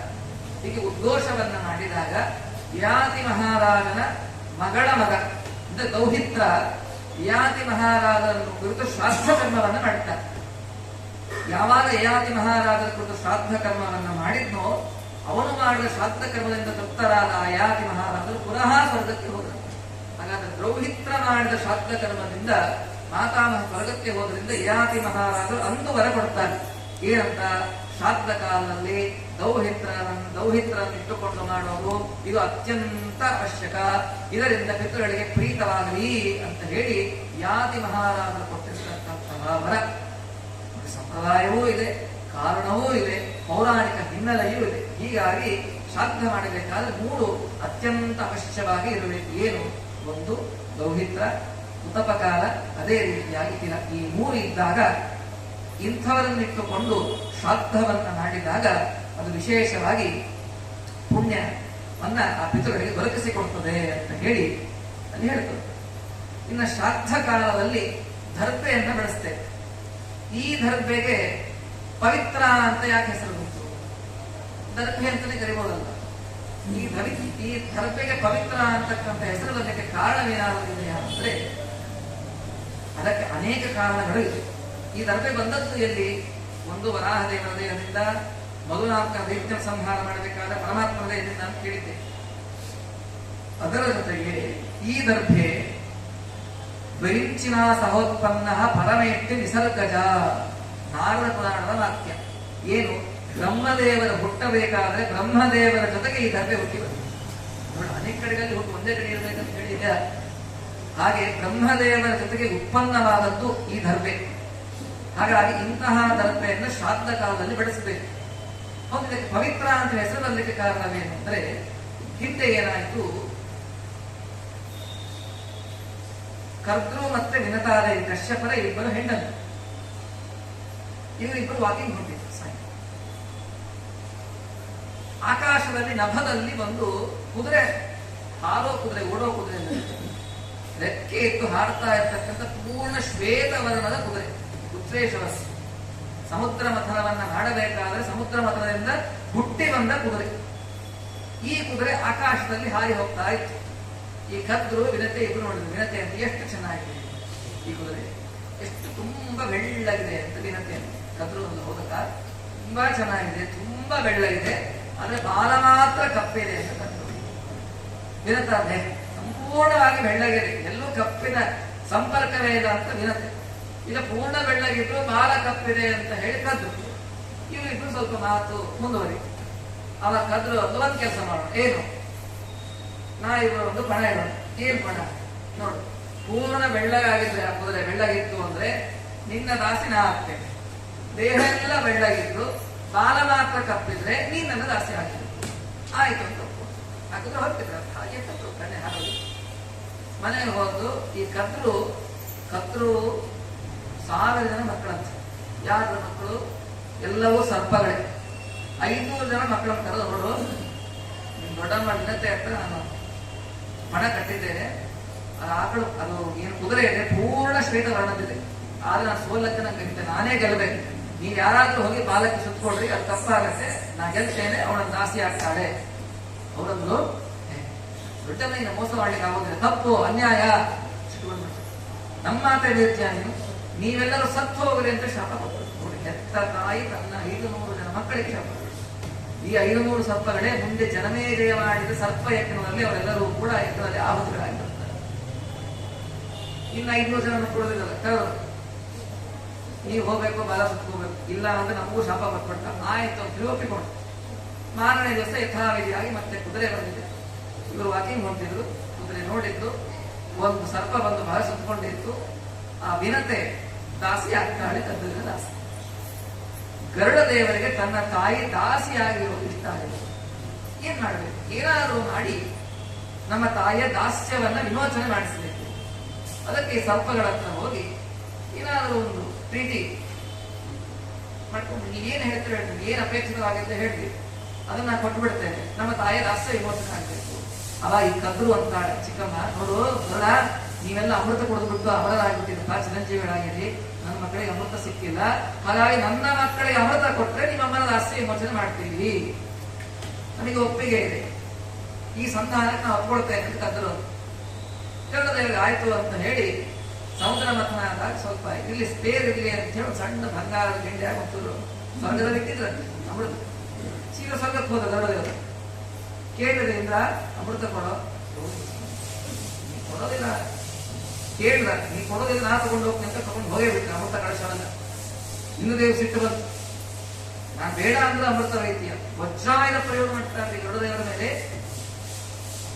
ವಜ್ರಾಯುಧ ಪ್ರಯೋಗ ಮಾಡಿದ್ರೆ ಗರುಡದೇವರಿಗೆ ಏನೂ ಆಗಲಿಲ್ಲ. ಆದರೆ ವಜ್ರಾಯುಧಕ್ಕೆ ಅವಮರ್ಯಾದೆ ಆಗುತ್ತೆ. ಯಾಕೆ? ಬ್ರಾಹ್ಮಣನ ದೇಹದ ಇರುವುದು ನಾರಾಯಣ ವರದ ನಾರಾಯಣ ಕೇಳಿದ್ದೇವೆ. ನಾರಾಯಣರ ಮಹಿಮೆ, ಅದರ ಶಕ್ತಿ ಸಂಪನ್ನ ಕೂಡಿದ ಅದಕ್ಕೆ ಅವಮಾನ ಆಗಬಾರದು ಅಂತ ಹೇಳಿ ತಾವೇ ತಮ್ಮ ಒಂದು ರೆಕ್ಕೆಯನ್ನು ಕೆಳಗಡೆ ಹಾಕಿದ್ರು. ಅದಕ್ಕೆ ಮರ್ಯಾದೆ ತೋರಿಸಬೇಕು ಅಂತ ಹೇಳಿ. ಇನ್ನದೇವರು ಗೊತ್ತಾಯ್ತು, ಇವರು ವಜ್ರಾಯುಧ ಮೇಲೆ ಏನೂ ಆಗೋದಿಲ್ಲ. ಇನ್ನದೇವರು ಗೊತ್ತಾಗುತ್ತೆ. ಗರುಡ ಕೊಡೋದು ಬೇಡ ಅಂತ ಹೇಳ್ತಾ ಇಲ್ಲ. ಸರ್ಪಗಳು ಮೊದಲೇ ವಿಷ ಸರ್ಪ, ಮೊದಲೇ ಕೆಟ್ಟ ಬುದ್ಧಿ. ಇಂಥ ಕೆಟ್ಟ ಬುದ್ಧಿಯುಳ್ಳವರಿಗೆ ಅಮೃತ ಸಿಕ್ಕಿಬಿಟ್ಟು ಅಂತಂದ್ರೆ ಜಗತ್ತಿನಲ್ಲಿ ಇಂಬ್ಯಾಲೆನ್ಸ್ ಆಗಿಬಿಡ್ತದೆ. ವಿಷ ಮೊದಲೇ ಇದ್ಬದವರೆಲ್ಲ ಕಚ್ಚಿಬಿಟ್ರೆ ಏನ್ ಮಾಡಬೇಕು? ಜಗತ್ತಲ್ಲಿ ಯಾರು ಬದುಕಿರೋದು. ಅದಕ್ಕೆ ಬೇಡ ಅಂತ ಹೇಳಿದೆ. ನಮ್ಮ ತಾಯಿ ಆಶ್ರಯ ಯೋಚನೆ ಆಗ್ಬೇಕಲ್ಲ. ಐದು ದೇವರಂದ್ರು ಒಂದು ಕೆಲಸ ಮಾಡಿ, ಈ ಕಳಶ ಒಯ್ದು ಕದ್ರೋನ್ ಕರಿ, ಆ ಇಬ್ಬರು ಮಕ್ಕಳನ್ನ ಕರಿ, ಅವ್ರ ಕೈಯ ಕಳಶ ಕೊಡು, ಅವ್ರಿಗೆ ಹೇಳು ಅಮೃತ ಕೊಟ್ಟಿದ್ದೇನೆ, ನಮ್ಮ ತಾಯಿ ಆಶ್ರಯ ವಿಮೋಚನೆ ಆಯ್ತು ಅಂತ ಹೇಳಿ ನಿಮ್ಮ ತಾಯಿನ ಕರ್ಕೊಂಡು ಹೋಗು. ಅದೇ ಅವ್ರಿಗೆ ಒಂದು ಮಾತು ಹೇಳಿ ನೋಡು, ಈ ಅಮೃತವನ್ನ ಶುದ್ಧವಾಗಿ ಮಡಿಯಲ್ಲಿ ಪುಣ್ಯವಾಚನೆ ಮಾಡಿ ಹೋಗ್ಬೇಕು, ಹಂಗೆ ತಗೊಳ್ಳುವಾಗಿಲ್ಲ. ಇಷ್ಟು ಹೇಳಿ ನೀನು ಹೋಗು, ಮುಂದೆ ನಾನು ವ್ಯವಸ್ಥೆ ಮಾಡ್ಕೊಳ್ತೀನಿ ಅಂತ ಹೇಳಿದೆ. ದೇವರು ದೊಡ್ಡ ತಗೊಂಡ್ರು. ಅವ್ರು ಹೇಳಿದ್ರು, ಜಾಸ್ತಿ ವಿಮೋಚನೆ ಆಯ್ತು, ತಾಯಿನ ಕರ್ಕೊಂಡು ಹೋದ್ರು. ವಿನತಾದೇವಿಯನ್ನ ಹೋಗಬೇಕಾದ್ರೆ ದರ್ಬೆಯ ಮೇಲೆ ಆ ಅಮೃತದ ಕಳಶವನ್ನು ಇಟ್ಟು ಹೋದ್ರು. ಯಾರು ಗರ್ಭದೇವ. ಇವರು ಮಡಿ ತಗೋಬೇಕು ಅಂತ ಹೇಳಿ ನದಿ ಸ್ನಾನ ಮಾಡ್ಕೊಂಡು ಬಂದು ಎಲ್ಲ ಗೋಪಿ ಚಂದ ಮುದ್ದಾಧಾರಣೆ ಸ್ನಾನ ಸಂಧ್ಯಾನ ಜಪ ಪುಣ್ಯಾವಚನೆ ಎಲ್ಲ ಮಾಡಿಸಿಕೊಂಡು ಆ ಅಮೃತವನ್ನು ತಗೋಬೇಕು ಅಂತ ನೋಡ್ತಾರೆ. ಏನದು ಬರೇ ದರ್ಬೆ ಅಟ್ಟೆ. ಗರುಡ ಇಂದ್ರದೇವರು ತಗೊಂಡು ಹೋಗ್ತಿದ್ರು ಅದನ್ನ. ಯಾವ್ದನ್ನ? ಅಮೃತ ಪಾತ್ರೆಯಿಂದ. ಇವರು ಅಮೃತದ ಪಾತ್ರೆ ಇಲ್ಲ, ಏನ್ ಮಾಡ್ಬೇಕು? ಓ, ಈ ಅಮೃತದ ಕಳಶ ಈ ದರ್ಬೆ ಮೇಲೆ ಇರ್ತಲ್ಲ, ಇದ್ರ ಮೇಲೆ ಏನಾದ್ರೂ ಒಂದೆರಡು ಹನಿ ಬಿದ್ದಿರಬಹುದು ಅಂತ ಹೇಳಿ ತಮ್ಮ ನಾಲಿಗೆಯನ್ನ ಚಾಚಿ ನೆಕ್ಕಿದ್ವಂತೆ. ಆ ದರ್ಬೆ ಚೂಪಿರ್ತಲ್ಲ, ಆ ನಾಲಿಗೆ ಹರಿದು ಬಿಡ್ತು. ಆವಾಗಿನಿಂದ ಹಾಗೆ ಎರಡು ನಾಲಿಗೆ, ಮೊದಲು ಒಂದೇ ನಾಲಿಗೆ.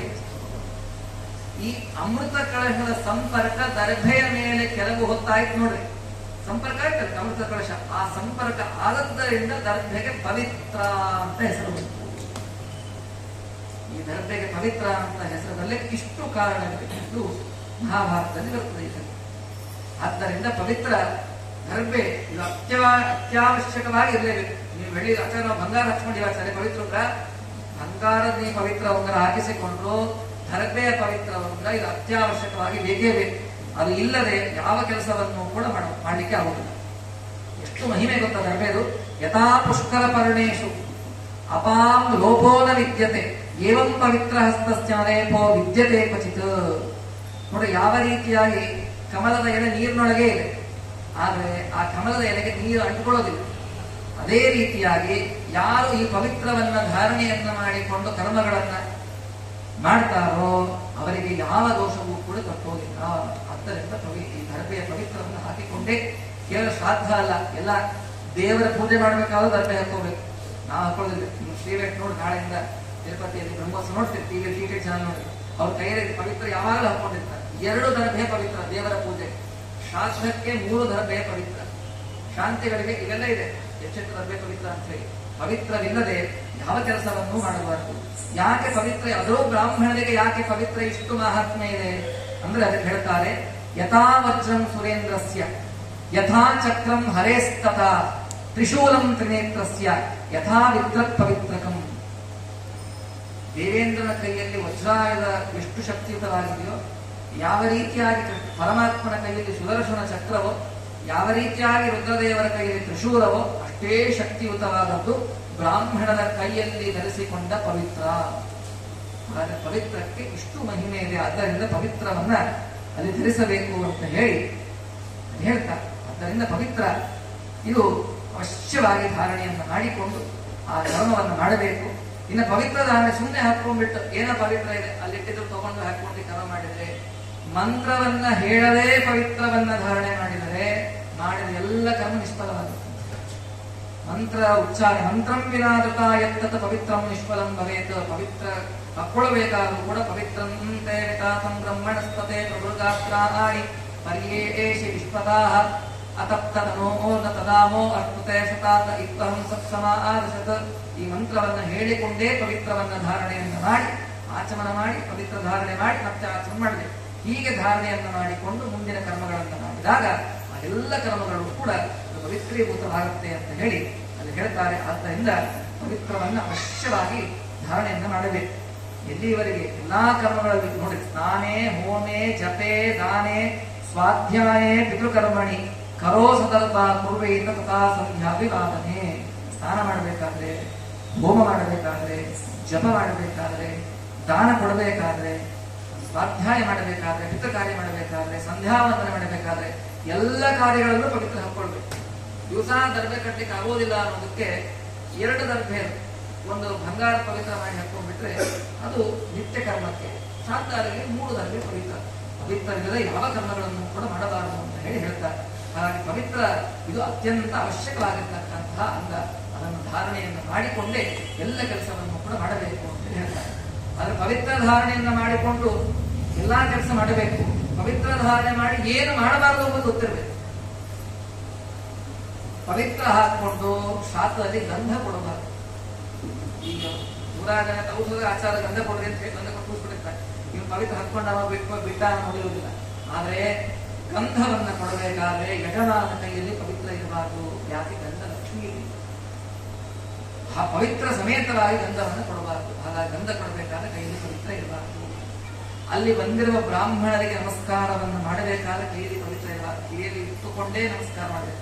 ಅಲ್ಲಿ ಬ್ರಾಹ್ಮಣರಿಗೆ ಅಷ್ಟೇ ಅಲ್ಲ, ನಿಮಂತ್ರಿತರಾದ ಬ್ರಾಹ್ಮಣರು ಪುರೋಹಿತರಿಗೆ ನಮಸ್ಕಾರ ಮಾಡಬೇಕಾದ್ರು ಅವ್ರ ಎದುರಿಗೆ ಬಂದ್ಬಿಟ್ಟು ಹೋಗಿ ನಮಸ್ಕಾರ ಮಾಡಬಾರ್ದು. ಪವಿತ್ರ ಹಾಕೊಂಡಾಗ ಪವಿತ್ರವನ್ನ ಕಿವಿಯಲ್ಲಿ ಇಟ್ಟುಕೊಂಡೇ ನಮಸ್ಕಾರ ಮಾಡಬೇಕು.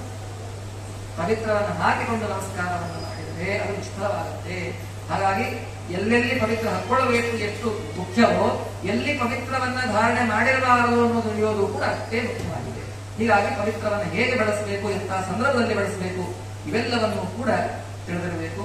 ಇನ್ನ ಶ್ರಾದ್ದ ಕರ್ಮದಲ್ಲಿ ಎಂತಹ ಪಾತ್ರೆಗಳನ್ನು ಬಳಸಬೇಕು, ಯಾವ ಪಾತ್ರೆಯನ್ನ ಬಳಸಿದರೆ ಆ ಶ್ರಾದ್ದ ಕರ್ಮದಲ್ಲಿ ವಿಶೇಷವಾಗಿರ್ತಕ್ಕಂಥ ತೃಪ್ತಿ ಅನ್ನೋದಾಗತ್ತೆ, ಯಾವ ಪಾತ್ರಗಳನ್ನು ಇಟ್ಟುಕೊಂಡ್ರೆ ಶ್ರಾದ್ದ ನಿಷ್ಫಲವಾಗುತ್ತೆ, ಇದನ್ನು ನಾವು ಅವಶ್ಯವಾಗಿ ಗೊತ್ತೇ.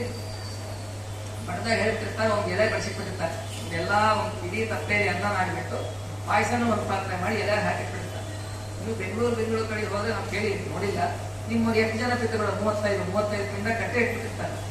ಹೋಗೋದು ಇಡೋದು ಇಷ್ಟೇ ಕೆಲಸ. ಎಷ್ಟು ದೂರ ಬರ್ರಿ, ಆಚಾರ ಅಡ್ರೆಸ್ ಕೊಡ್ರಿ, ಮುಂದಿನ ವರ್ಷ ಅಲ್ಲೇ ಮಾಡ್ಕೊಂಡು ಬರ್ತೀವಿ ಅನಿಸ್ಬೋದು. ಆದರೆ ಯಾಕೆ ನೋಡ್ರಿ, ಯಾರಿಗೋ ಒಬ್ಬನಿಗೆ ಕೊಟ್ಟಾಗ ಅವನಿಗೆ ಶ್ರದ್ಧೆ ಇರಲಿಲ್ಲ, ಅವನ ಕೆಲಸ ಡ್ಯೂಟಿ ಅಂತ ಮಾಡ್ತಾನೆ. ಅವರು ಶ್ರಾದ್ದ ಮಾಡಬೇಕಾದ್ರೆ ಶ್ರಾದ್ದದ ಅನ್ನವನ್ನ 2 ಸರಿ ತೊಳಿಬಾರದು. ದೇವರ ನೈವೇದ್ಯ ಮಾಡಬೇಕಾದ ಅನ್ನವನ್ನ 2ಕ್ಕಿಂತ ಹೆಚ್ಚು ಬಾರಿ, 16 ಬಾರಿ ತೊಳಿಬೇಕು ಅಂತ 2 ಬಾರಿ ಆದ್ರೂ ಕನಿಷ್ಠ ತೊಳಿತೇವೆ ಮನೆಯಲ್ಲಿ. ಅದರ ಶ್ರಾದ್ದದ ಅನ್ನವನ್ನ ಒಂದೇ ಸರಿ ತೊಳಿಬೇಕು. ಇದು ಮಾಡ್ತಾರೆ. ಅವನಂದ್ರೆ ಹಾಕಿದ್ರೆ ಜಗ್ಗಿ ಧೂಳಿತ್ತು, ಏನೋ ಹುಳ ಇತ್ತು ಅಂದ್ರೆ 3-4 ಸರಿ ತೊಳೆದು ಬಿಟ್ಟು ಅನ್ನ ಮಾಡಿಬಿಟ್ರೆ ಅದು ಶ್ರಾದ್ದಕ್ಕೆ ನಿಷ್ಫಲ.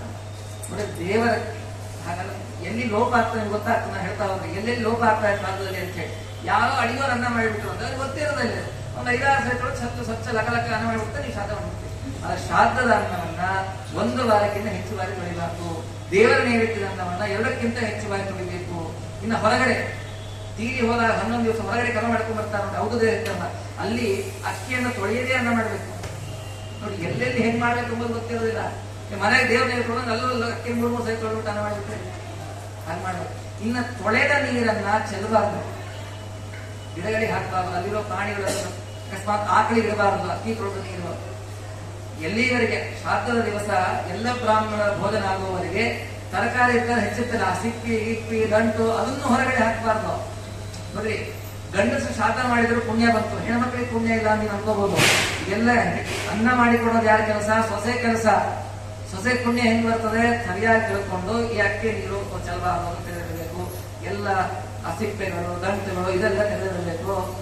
ಈ ಸೊಸೆ ಮಾಡಿಲ್ಲ ಅಂದ್ರೆ ಹಾಗಾಗಿ ಬರೇ ಕರ್ತೃವಿನ ಕೆಲಸ ಮಾತ್ರ ಅಲ್ಲ, ಕರ್ತೃವಿನ ಪತ್ನಿಯ ಕೆಲಸವೂ ಶ್ರಾದ್ದದಲ್ಲಿ ಇದೆ. ಇನ್ನ ಮಾಡೋ ಅನ್ನ ಹೇಗೆ ಮಾಡಿ ತೊಳಿಬಾರ್ದಾಯ್ತು. ಇದನ್ನ ಸ್ಟೀಲ್ ಪಾತ್ರೆಯಲ್ಲಿ ಮಾಡಬಾರ್ದು. ಶ್ರಾದ್ದ ದೇಶದಲ್ಲಿ ಆದಷ್ಟು ಸ್ಟೀಲ್ ಪಾತ್ರೆ, ಕಬ್ಬಿಣ ಇರಬಾರ್ದು. ಯಾಕೆ? ಅಯಾಸೋ ದರ್ಶನಾದೇವ ಪಿತೃಣಾಂ ವಿದ್ರವಂತಿ ಅಂತ ಹೇಳಿ ಮಾತುಶಾಸ್ತ್ರ. ಅಯಾಸ ಅಂದ್ರೆ ಕಬ್ಬಿಣ. ಕಬ್ಬಿಣದ ಒಂದು ತುಂಡು ಶ್ರಾದ್ದ ಮಾಡೋ ಪ್ರದೇಶದಲ್ಲಿ ಇತ್ತು ಅಂದ್ರೆ ಪಿತೃಗಳು ವಾಪಸ್ ಹೋಗ್ಬಿಡ್ತಾರೆ, ಬರೋದೇ ಇಲ್ಲ. ನಮ್ಮ ಇದ್ರಲ್ಲಿ ಕಬ್ಬಿಣ, ಇಕ್ಕ ಕಬ್ಬಿಣ, ಬಡಿಸೋ ಸೌಟು ಕಬ್ಬಿಣ. ಎಷ್ಟು ಸೂಕ್ಷ್ಮ ಅಂದ್ರೆ ಅಲ್ಲಿ ಕೂಡಿಸುವ ಬ್ರಾಹ್ಮಣರಿಗೆ ಏನು ಮಣಿ ಹಾಕಿರ್ತಾರಲ್ಲ, ಆ ಮನೆಗೆ ಕಬ್ಬಿಣದ ಮಳೆ ಹೊಡೆದ್ರು ವಾಪಸ್ ಹೋಗ್ತಾ ಇರ್ತಿದ್ರು. ನೋಡಿದ್ರೆ ದೊಡ್ಡ ಸ್ಟೀಲ್ ಬೋಗೋಣಿ, ಸ್ಟೀಲ್ ಸೌಟು, ಕೈ ತಕ್ಕೊಳ್ಳೋಕೆ ಸ್ಟೀಲ್ ಪಾತ್ರೆ, ಇಲ್ಲ ಹಿತ್ತಾಳೆ ಪಾತ್ರೆ ತೋರು, ಇಲ್ಲ ತಾಮ್ರದ ಪಾತ್ರೆ ತೋರು, ಇಲ್ಲ ಮಣ್ಣಿನ ಪಾತ್ರೆ, ಮಣ್ಣಿನ ಮುಖದಲ್ಲಿ ಮಾಡಿ, ಕಬ್ಬಣದಲ್ಲಿ ಮಾತ್ರ ಏನು ಬಳಸಬೇಕು. ಹರಿವಂಶ ಹೇಳುತ್ತೆ, ಸರ್ವೇಷಾಂ ಮೃತಂ ಪಾತ್ರಂ ಅಥವಾ ರಗತಾನ್ವಿತಂ. ಶಾಸ್ತ್ರದಲ್ಲಿ ಎಂಥ ಪಾತ್ರೆಯನ್ನು ಬಳಸಬೇಕು ಅಂತಂದ್ರೆ ಎಲ್ಲ ಪಾತ್ರೆಗಳು ಬೆಳ್ಳಿದಾಗಿರ್ಬೇಕಂತೆ. ದತ್ತಂ ಸ್ವದಾಂ ಪುರೋದಾಯ ಶ್ರಾದ್ದಂ ಪ್ರೀಣಾತಿ ರೈತರು, ಹರಿವಂಶದಲ್ಲಿ ಬಾಕಿ. ಅಲ್ಲಿ ಶ್ರಾದ್ದ ದೇಶದಲ್ಲಿ ಪ್ರತಿಯೊಂದು ಪಾತ್ರೆಗಳು ಬೆಳ್ಳಿದ್ರು, ಒಂದು ಮಾತ್ರ ಬೆಳ್ಳಿದಿರಬಾರ್ದು. ಯಾವುದು? ಕಳಶ ಪಾತ್ರೆ. ಯಾಕೆ? ತಾಮ್ರ ಕಳಶ ಸ್ಥಾಪನಂ ಕುರಿಯಾತಂತ್ರದಲ್ಲೇ ಅದು ಮಾತ್ರ ತಾಮ್ರದ್ದಿಟ್ಟು, ಮಿಕ್ಕ ಎಲ್ಲಾ ಪದಾರ್ಥಗಳು ಬ್ರಾಹ್ಮಣ ಕೊಳ್ಳಿಕ್ಕೆ, ಅರ್ಘ್ಯ, ಪಾದ್ಯ, ನೀವಾಚನ ಮಾಡೋದು, ನೀರೋ ಬಿಡಕೊಟ್ಟಿ ಎಲ್ಲವೂ ಕೂಡ ಬೆಳ್ಳಿದು ಬಳಸಿದ್ರೆ ಅತ್ಯಂತ ತೃಪ್ತಿ ಅಂತ ಪಿತೃಗಳು. ಯಾಕೆ? ಪಿತೃಗಳ ಪಾತ್ರೆ ರಜತ ಪಾತ್ರೆ. ಶಾಸ್ತ್ರದಲ್ಲಿ ಕೊನೆಗೆ ದಕ್ಷಿಣ ಪುಷ್ಪಗಳ ಆಚೆ ಅಂತಾರೆ, ದೇವಾನಾಂ ಸುವರ್ಣಂ ಪಿತೃಣಾಂ ತತ್ತುಲ್ಯಂ ರಜತಂ ಅಂತ. ಯಾಕೆ ಅವರಿಗೆ ಯಾಕೆ ಬಂಗಾರ ಕೊಡಿಸ್ತಿಲ್ಲ? ಅವರಿಗೆ ತೃಪ್ತಿ ಆಗೋದು ಬೆಳ್ಳಿಯಿಂದ. ಹಾಗಾಗಿ ಅಲ್ಲಿ ಬೆಳ್ಳಿ ಬಳಸ್ರಿ. ಅಥವಾ ಅಲ್ಲಿ ಎಲೆ ಹಾಕಿದ ಮೇಲೆ ನಿಮ್ ಕೈ ತಿರುಗಿಸಿ, ಕೈ ಹಿಂಗೆ ಹಿಡ್ಕೊಂಡು 3 ಸರಿ ತಿರುಗಿಸ್ರಿ ಅಂತ ಎಲೆ ಮೇಲೆ. ಹಾಗೇನುಂತಾರೆ, ರಜತ ಪಾತ್ರದಲ್ಲಿ ಬಳಸಿರುವ ಅನ್ನವನ್ನು ಊಟ ಮಾಡಿ. ಹಾಗಾದ್ರೆ ನಾವು ಹಾಕಿರೋದು ಎಲೆನೆ, ಅವ್ರಿಗೆ ಹೇಳ್ಬೇಕು ಬೆಳ್ಳಿ ಪಾತ್ರೆಯಲ್ಲೇ ಬಳಸಿದ್ದೇವೆ. ಯಾಕೆ? ಅವರ ಪಾತ್ರೆಯೇ ಅದು. ಯಾಕೆ ಶ್ರಾದ್ದ ಮಾಡ್ಬೇಕಾದ್ರೆ ನೋಡಿ, 12 ದಿವಸ ವರ್ಷ ಅಂತ ಅನ್ಕೊಂಡ್ಬಿಟ್ಟು ಪ್ರತಿ ಶ್ರಾದ್ದದಲ್ಲೂ ಕನಿಷ್ಠ ಪಕ್ಷ ನಿಮ್ಮ ಯೋಗ್ಯತೆ ಎಷ್ಟಿದೆ, ಒಂದು ತುಣುಕಾದ್ರೂ ಬೆಳ್ಳಿದಾರ. ಅದಕ್ಕೆ ಕಾರಣ ಹರಿವಂಶ ಹೇಳ್ತಾ ಇದೆ, ಪಿತೃಗಳ ಪಾತ್ರೆ ಅದು. ನಮ್ಗೆ ಯೋಗ್ಯತೆ ಇಲ್ಲ ರೀ, ನೀವು ಬೆಳ್ಳಿ ಇಲ್ಲ, ಹಿತ್ತಾಳೆ, ಯೋಗ್ಯತೆ ಇಲ್ಲ, ತಾಮ್ರ ಅದೂ ಇಲ್ಲ, ಮಣ್ಣು ಇಟ್ಕೊಡ್ರಿ, ಕಬ್ಬಣ ಮಾತ್ರ, ಸ್ಟೀಲ್ ಮಾತ್ರ ಇಟ್ಟು. ಕಬ್ಬಣ ಅಂದ್ರೆ ಕಬ್ಬಣ ಅಲ್ಲ, ಸ್ಟೀಲ್ ಅದು ಕಬ್ಬಣನೇ. ಅದನ್ನೆಲ್ಲ ಲಕ್ಕ ಹೊಳಿಸಿದ್ದಕ್ಕೆ ಸ್ಟೀಲ್ ಆಗಿರುತ್ತೆ, ಕಬ್ಬಣ ತೆಕ್ಕಿದ್ದಕ್ಕೆ. ಹಾಗಾದ್ರೆ ಶ್ರಾದ್ದ ದೇಶದಲ್ಲಿ ಕಬ್ಬಿಣದ ಪಾತ್ರೆಗಳಿರಬಾರದು. ಎಲ್ಲಿವರೆಗೆ ಒಂದು ಸೌಟಾಗಲಿ, ತಾನು ಕೊಡುವ ಪಾತ್ರೆ ಆಗಲಿ, ಎಲ್ಲ ನೋಡಿದ್ರು ಅದೇ ಇಟ್ಕೊಂಡಿರ್ತಾರೆ. ಇಲ್ಲಿವರೆಗೆ ಗೊತ್ತಿಲ್ಲ, ಇನ್ನೇನು ಪ್ರಯತ್ನ ಪೂರ್ವಕವಾಗಿ ಬರ್ತಾರೆ. ಬೆಳ್ಳಿದಾಗೋದಿಲ್ಲ, ಬೇಡ, ಹಿತ್ತಾಳಿ ಬಳಸ್ರಿ, ತಾಮ್ರ ಬಳಸ್ರಿ, ಮಣ್ಣು ಬಳಸ್ರಿ, ಆದ್ರೆ ಸ್ಟೀಲ್ ಬಳಸ್ತಾರೆ. ಯಾಕೆ? ಪಿತೃದೇವತೆಗಳು ಅದನ್ನು ನೋಡಿದ ಕೂಡಲೇ ಓಡಿ ಹೋಗ್ಬಿಡ್ತಾರೆ. ಯಾಕೆಂದ್ರೆ ಅವ್ರ ಪಾತ್ರೆ ರಾಕ್ಷಸರ ಪಾತ್ರೆ, ಹಾಗಾಗಿ ಅವ್ರು ವಾಪಸ್ ಹೋಗ್ಬಿಡ್ತಾರೆ. ಹಾಗಾಗಿ ಶ್ರಾದ್ದ ದೇಶದಲ್ಲಿ ಬಳಸ್ತಕ್ಕಂತಹ ಪಾತ್ರೆ ಯಾವುದು ಬಹಳ ಶ್ರದ್ಧೆಯಿಂದ ಮಾಡಬೇಕು ಅಂತಿತ್ತಂದ್ರೆ ಸ್ವಲ್ಪ ಸ್ವಲ್ಪ ಹಣವನ್ನ ಜೋಡಿಸಿ ಆದಷ್ಟು ಅಲ್ಲಿ ಬಳಸುವ ಎಲ್ಲಾ ಪದಾರ್ಥವನ್ನ ಬೆಳ್ಳಿದು ಮಾಡಿಸಿದ್ರೆ ನಿಮಗೆ ಅದೇ ನೀವೇ ಕೊಡಬೇಕಂತೇನಿಲ್ಲ. ಮಾಡಿಸೋದೆಲ್ಲ ಇಟ್ಬಿಟ್ಟು ಆಚೆ ತಮಗೆ ತೊಗೊಂಡು ಹೋಗ್ತಾರೆ, ಇದಕ್ಕೆ ಅದು ನಿಜವೇ. ಎಲ್ಲ ಇಟ್ಟಿರೋದೆಲ್ಲ ನಮ್ದೇ ಅಂತಂದ್ರೆ ಎದುರಿಗೆ ಹಾರ್ಟ್ ಅಟ್ಯಾಕ್ ಆಗುತ್ತೆ. ಹಾಗಾಗಿ ಆಚಾರ್ಯ ದಾನ ಕೊಡೋದು ಬೇರೆ, ಬಿಡ್ರಿ. ಅಲ್ಲಿರೋ ಪದಾರ್ಥವನ್ನೇ ಶ್ರಾದ್ದಕ್ಕೆ ಬಳಸಿ ಮತ್ತೆ ಎತ್ತಿಟ್ಕೊಡ್ರಿ, ತಪ್ಪೇನೂ ಇಲ್ಲ. ಅದು ಶ್ರಾದ್ದ ದೇಶದಲ್ಲಿ ಬೆಳ್ಳಿ ಪಾತ್ರೆ ಇದ್ದಷ್ಟು ಅದು ಪಿತೃಗಳಿಗೆ ತೃಪ್ತಿ. ಇಲ್ಲಿ ಹರಿವಂಶದಲ್ಲಿ ಬಂದ ಸರ್ವೇಷಾಂ ರಜತಂ ಪಾತ್ರಂ ಅಥವಾ ರಜತಾನ್ವಿತಂ, ಎಲ್ಲವೂ ರಜತ. ಇಲ್ಲ ಅಂದ್ರೆ ರಜತವನ್ನು ಬಿಟ್ಟಾದ ಹಿತ್ತಾಳೆ, ತಾಮ್ರ, ಮಣ್ಣು, ಕಬ್ಬಿಣ ಎಂದು ಹೇಳಿ. ಹೀಗಾಗಿ ಶ್ರಾದ್ದವನ್ನು ಮಾಡಬೇಕಾದ್ರೆ ಎಂಥ ಪಾತ್ರೆಯನ್ನು ಬಳಸಬೇಕು ಅಂದ್ರೆ ಬೆಳ್ಳಿ ಪಾತ್ರೆ ಇದು ಅತ್ಯಂತ ಪ್ರಸಿದ್ಧವಾದ ಪಾತ್ರೆ. ಇನ್ನ ಶ್ರಾದ್ದ ಮಾಡಬೇಕಾದ್ರೆ ಬ್ರಾಹ್ಮಣರು ಕರೀತಾರೆ. ಆ ಬ್ರಾಹ್ಮಣರು ಕರೆದು ಬಿಟ್ಟು, ಕರೆದ ಮೇಲೆ ಆ ಬ್ರಾಹ್ಮಣರು ಸ್ವಲ್ಪ ಏನು ಕರೆದು ಬಿಟ್ಟೆ ಬಗ್ಗೆ ಎಲ್ಲ ಏನ್ ನೋಡಿಬಿಡ್ರಿ ಆಚಾರ ಭಾರಿ, ಅವ್ರ ಬಗ್ಗೆ ಆಡ್ಕೊಳ್ತಾನೆ. ಒಮ್ಮೆ ಶ್ರಾದ್ದಕ್ಕೆ ಬ್ರಾಹ್ಮಣನ ನಿಮಂತ್ರಣವನ್ನು ಕೊಟ್ಟ ಮೇಲೆ ಅವನ ಬಗ್ಗೆ ಏನೂ ಮಾತನಾಡ ನೋಡಿ. ಶ್ರಾದ್ದಕ್ಕೆ ಕರಿಬೇಕಾದ್ರೆ ಮೊದಲು ಬ್ರಾಹ್ಮಣ ಹೇಗಿರ್ಬೇಕು, ಆಮೇಲೆ ಮಾತಾಡೋ. ಕರಿಬೇಕಾದ್ರೆ ಹೇಗೆ? ಶಾಸ್ತ್ರ ಹೇಳುತ್ತೆ, ನ ಬ್ರಾಹ್ಮಣಂ ಪರೀಕ್ಷೇತ ದೈವೇಶು ನರಃ. ದೇವಕಾರ್ಯ ಮನೆಯಲ್ಲಿ ಅನಂತ, ವರಮಹಾಲಕ್ಷ್ಮಿ, ಹವನ, ಹೋಮ, ಪೌನ ಇಂಥ ಏನೋ ಮಾಡಬೇಕಾದ್ರೆ ಬ್ರಾಹ್ಮಣರನ್ನ ಪರೀಕ್ಷೆ ಮಾಡಬಾರದು, ಹಾಗೆ ಕರಿಬೇಕು. ಅವರಲ್ಲಿ ಏನೋ ದೋಷ ನಡೆಸಬಾರ್ದು. ಇವ್ರು ಸಂಧ್ಯಾನ ಮಾಡ್ತಾನೋ, ಏಕಾದಶಿ ಮಾಡ್ತಾನೋ, ಚತುರ್ಮಾಸ ಮಾಡ್ತಾನೋ, ಮತ್ತೊಂದು ಮಾಡ್ತಾನೋ, ಏನೋ ಆಲೋಚನೆ ಮಾಡಬಾರ್ದು. ದೇವ ಕಾರ್ಯ ಮಾಡ್ಬೇಕಾದ್ರೆ ಬ್ರಾಹ್ಮಣ ಕರೆದು. ಆದರೆ ಅದೇ ಹೇಳುತ್ತೆ, ಕವ್ಯ ಪ್ರದಾನೇತು ಬುಧಾಹ ಪರೀಕ್ಷಕ್ ಬ್ರಾಹ್ಮಣ ವಿದುಹು. ಶ್ರಾದ್ದಕ್ಕೆ ಬ್ರಾಹ್ಮಣನ ಕರಿಬೇಕಾದ್ರೆ ಈ ಬ್ರಾಹ್ಮಣನ ಪರೀಕ್ಷೆ ಮಾಡೇ ಕರಿಬೇಕಂತೆ. ಇವು ಸಂಧ್ಯಾ ವಂದನೆ ಮಾಡ್ತಾನ, ನಿತ್ಯ ಗಾಯತ್ರಿ ಮಾಡ್ತಾನೆ. ಯಾಕೆ? ದಿವಸದಲ್ಲಿ 3 ಹೊತ್ತು ಗಾಯತ್ರಿ ಮಾಡಬೇಕು. 2 ಹೊತ್ತು ಲೋಪ 3 ದಿವಸ ಆದ್ರೆ ಬ್ರಾಹ್ಮಣನೇ ನಾಶ. 4ನೇ ದಿವಸ ಮತ್ತೆ ಉಪನಯನ ಮಾಡ್ಕೊಳ್ಬೇಕು. ಬ್ರಾಹ್ಮಣನೇ ಅವನನ್ನ ಶ್ರಾದ್ದ ಕರೆದ್ರೆ ನೀವು ಫಲ ಹೆಂಗ್ ಸಿಗ್ಬೇಕು? ಹಾಗಾಗಿ ಶ್ರಾದ್ದಕ್ಕೆ ಕರಿಬೇಕಾದ್ರೆ ಬ್ರಾಹ್ಮಣರನ್ನು ನೋಡಿಕೊಂಡು ಪರೀಕ್ಷೆ ಮಾಡಿಯೇ ಕರಿಬೇಕು. ಮನೆಗಿದೆ ಬಿಟ್ಟು ನಾವೆಂತ ಹೇಳಿದ್ರೆ ಅವರು ಇವರು ಉತ್ತಮರಾದ ಬ್ರಾಹ್ಮಣರನ್ನ, ಯೋಗ್ಯರಾದವರನ್ನ, ಮಂತ್ರಜ್ಞರಾದವರನ್ನ ನೋಡಿ. 3 ಸಂಧ್ಯಾ ವಂದನೆ ಮಾಡೋರು ಉತ್ತಮ ಪಕ್ಷ. ಅದಕ್ಕಿಂತ ಉತ್ತಮ ಪಕ್ಷ 3 ಸಂಧ್ಯಾ ವಂದನೆಯನ್ನು ಮಾಡ್ತಾ ಏಕಾದಶಿ ವ್ರತ ಮಾಡೋರು. ಅದಕ್ಕಿಂತ ಉತ್ತಮದ 3 ಸಂಧ್ಯಾ ವಂದನೆ ಏಕಾದಶಿ ಮಾಡ್ತಾ ಚತುರ್ಮಾಸ್ಯ ಮಾಡೋರು. ಅದಕ್ಕಿಂತ ಉತ್ತಮರು ಈ 3 ಮಾಡ್ತಾ ವೇದವನ್ನ ಅಧ್ಯಯನವನ್ನ ಮಾಡಿದರು. ಅದಕ್ಕಿಂತ ಉತ್ತಮರು ಇದಿಷ್ಟನ್ನು ಮಾಡ್ತಾ ಇದರ ಮೇಲೆ ಶಾಸ್ತ್ರವನ್ನ ಅಧ್ಯಯನವನ್ನ ಮಾಡಿದವರು.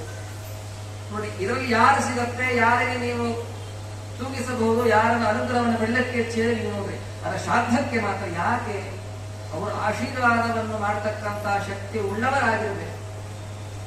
ಅವರೇ ಆಶೀರ್ವಾದ ಮಾಡಲಿಕ್ಕೆ ಶಕ್ತಿ ಉಳ್ಳವರಾಗದೆ ಹೋದ್ರೆ ನಿಮಗೇನ್ ಫಲ ಬರ್ತದೆ? ಹಾಗಾಗಿ ಇಂತಹ ಶ್ರಾದ್ದ ಕರ್ಮವನ್ನು ಮಾಡಬೇಕಾದ್ರೆ ಪರೀಕ್ಷೆಯನ್ನು ಮಾಡಿಯೇ ಕರಿಬೇಕು. ಅವ್ರು ಹೇಗಿರ್ಬೇಕು ಆ ಬ್ರಾಹ್ಮಣರು? ಅನುಶಾಸನ ಪರ್ವ ಹೇಳುತ್ತೆ ಮಹಾಭಾರತ, ಕುಲೀನಃ ಕರ್ಮಕೃತ್ ವೈದ್ಯ ಸತೇವಾಪ್ಯಾನ ಶಂಸ್ಯವಾನ್ ಶ್ರೀಮಾ ಭುಜುಹು ಸತ್ಯವಾದಿ ಪಾತ್ರಂ ಪೂರ್ವೇ ಚ ಯತ್ರಯಃ. ಆ ಶ್ರಾದ್ದಕ್ಕೆ ಬರುವ ಬ್ರಾಹ್ಮಣ, ಊಟಕ್ಕೆ ಬರುವ ಬ್ರಾಹ್ಮಣ ಹೇಗಿರಬೇಕು ಅಂದ್ರೆ ಸತ್ಕುಲ, ಒಳ್ಳೆ ಕುಲದಲ್ಲಿ ಹುಟ್ಟಿರಬೇಕು, ಒಳ್ಳೆ ಕರ್ಮಠನಾಗಿರಬೇಕು, ಎಲ್ಲ ನಿತ್ಯ ಕರ್ಮಗಳನ್ನು ಮಾಡ್ತಾ ಇರಬೇಕು, ವೇದ ಪಾರಂಗತನಾಗಿರಬೇಕು, ವಿದ್ಯಾವಂತನಾಗಿರಬೇಕು, ದಯಾಳು ಆಗಿರಬೇಕು, ಶೀಲ ಸಂಪನ್ನನಾಗಿರಬೇಕು, ಸರಳನಾಗಿರಬೇಕು, ಸತ್ಯಭಾಷೆಯಾಗಿರಬೇಕು. ಇಷ್ಟೆಲ್ಲ ಇದ್ದವನ್ನ ಕರೀತೀವಿ. ಅದಕ್ಕೆ ಇಷ್ಟು ಯಾರು ಸಿಗೋದಿಲ್ಲ ಅಂತ ಹೇಳಿ ದರ್ಭೆ ಬ್ರಾಹ್ಮಣ ಇಟ್ಕೊಂಡು ಶ್ರಾದ್ದ ಮಾಡ್ತೀವಿ. ಹೌದು, ದರ್ಭೆ ಬ್ರಾಹ್ಮಣ ಯಾಕೆ ಬಂತು? ಕಲಿಗಾಲದಲ್ಲಿ ಎಲ್ಲೋ ಒಂದು ಲೋಪ ಆಗಿಟ್ಟಿರ್ತದೆ. ಹೌದು, ಇಲ್ಲ ಕರೆದು ಮುಗಿಸಿದ ಮೇಲೆ ಇವ್ರು ಸರಿ ಇಲ್ಲ ಅಂತ ಹೇಳಿ ಗೊತ್ತಾದ್ರೆ ನಮಗೆ ಬೇಚಾಡಿಸೋದು. ಅಯ್ಯೋ ಇಂಥ ಬ್ರಾಹ್ಮಣ ಹಾಕ್ಬಿಟ್ರೆ ದಾನ ಕೊಟ್ಟರು. ನೀವು ಮಾಡಿ ಬೇಚಾಡಿದ್ರೆ ಅದು ಇನ್ನೂ ನಿಷ್ಫಲ. ಅದಕ್ಕೆ ಅದು ಆಗೋದೇ ಬೇಡ ಅನ್ನೋದಕ್ಕೆ ದರ್ಭೆ. ಉತ್ತಮ ಸಿಕ್ಕೂ ದರ್ಭೆ ಮಾಡಬಾರ್ದು. ಮತ್ತೆ ಆಚಾರ ಹೇಳ್ಬಿಟ್ಟು ನಡೆ ಮಾಡಿದ್ರೆ ದರ್ಭೆನೇ ಇಟ್ಕೊಳ್ಳೋಣ. ಯಾವ ದರ್ಭೆ ಮೇಲೆ ಇಟ್ಟು ಅಲ್ಲಿ ದಕ್ಷಿಣ ತಾವು ತಗೊಂಡ್ಬಿಡ್ತಾರೆ. ಹಾಗೆ ಮಾಡಬಾರ್ದು. ದರ್ಭೆಯಲ್ಲಿ ಮಾಡಿ ಅಲ್ಲಿ ಏನ್ ದಕ್ಷಿಣ ಅದನ್ನ ಮತ್ತೆ ಕೊಡುವ ಸಲ್ಲಬೇಕದು. ಹೀಗೆ ಆ ಬ್ರಾಹ್ಮಣನಿಗೆ ಇಷ್ಟೆಲ್ಲ ಗುಣಗಳು ಇರಬೇಕಂತ. ಯಾರನ್ನ ಶ್ರಾದ್ದ ಭೋಜನಕ್ಕೆ ಕರಿಬೇಕು, ಊಟಕ್ಕೆ ಕರಿಬೇಕಾದ್ರೆ ಯಾರನ್ನ ಕರಿಬೇಕು? ಪಕ್ಕಿ ಮನೆಗಿದ್ದಾರೆ, ಎದುರ ಮನೆಗಿದ್ದಾರೆ, ಅವ್ರು ನಮ್ಮ ಊಟಕ್ಕೆ ಕರೆದ್ರೆ ನಾವು ಊಟಕ್ಕೆ ಕರ್ಬೋದು. ಈ ಸತ್ಯನಾರಾಯಣ ಪೂಜೆಯಲ್ಲೇ ಕರಿಬೇಕು. ಎಂಥವ್ರನ್ನ ಕರಿಬೇಕು? ಸಾವಿತ್ರೀಂ ಜಪತೆ ಯಸ್ತು ತ್ರಿಕಾಲಂ ಭರತರ್ಷಭ ಭಿಕ್ಷಾವೃತ್ತಿ ಕ್ರಿಯಾವಾಂಶ ಸರಾಜಂ ಕೇತಲಕ್ಷಮಃ. ಯಾವ ಬ್ರಾಹ್ಮಣ 3 ಸಂಧ್ಯಾ ವಂದನೆಯನ್ನು ಬಿಡದೇ ಮಾಡ್ತಾನೆ ಅಂಥವರನ್ನ, ಯಾರು ಗಾಯತ್ರಿ ಜಪವನ್ನು ಮಾಡುತ್ತಾರೆ, ಯಾರು ಯಾಯವಾರ ವೃತ್ತಿಯಿಂದ ಜೀವನವನ್ನು ಮಾಡುತ್ತಾರೆ, ಯಾರು ಕ್ರಿಯಾನಿಕ ಧರ್ಮದಲ್ಲಿ ಶ್ರದ್ಧೆ ಉಳ್ಳವರಾಗಿದ್ದಾರೆ, ಇಂಥವರನ್ನ ಕರಿಬೇಕು. ಯಾರನ್ನ ಕರಿಬಾರದು? ಕರಿಬೇಕು ಗುಣ ಹೇಳುದು. ಎಂಥವರನ್ನ ಕರಿಬಾರದು? ಯಾವಂತಹ ಪತಿತಾ ವಿಪ್ರ ಜಡೋನ್ಮತ್ತಾಸ್ತತೇವ ಚ ದೈವೇ ವಾಪ್ಯತ ಪಿತ್ರೇವ ರಾಜನ್ ನಾಧಂತಿ ಕೇತನಂ.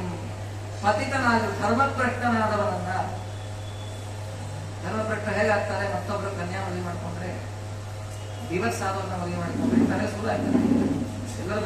ಇಂಥವರು ಪತಿತ ಧರ್ಮಭ್ರಷ್ಟ, ಇಂಥವ್ರನ್ನ ಕರಿಬಾರದು.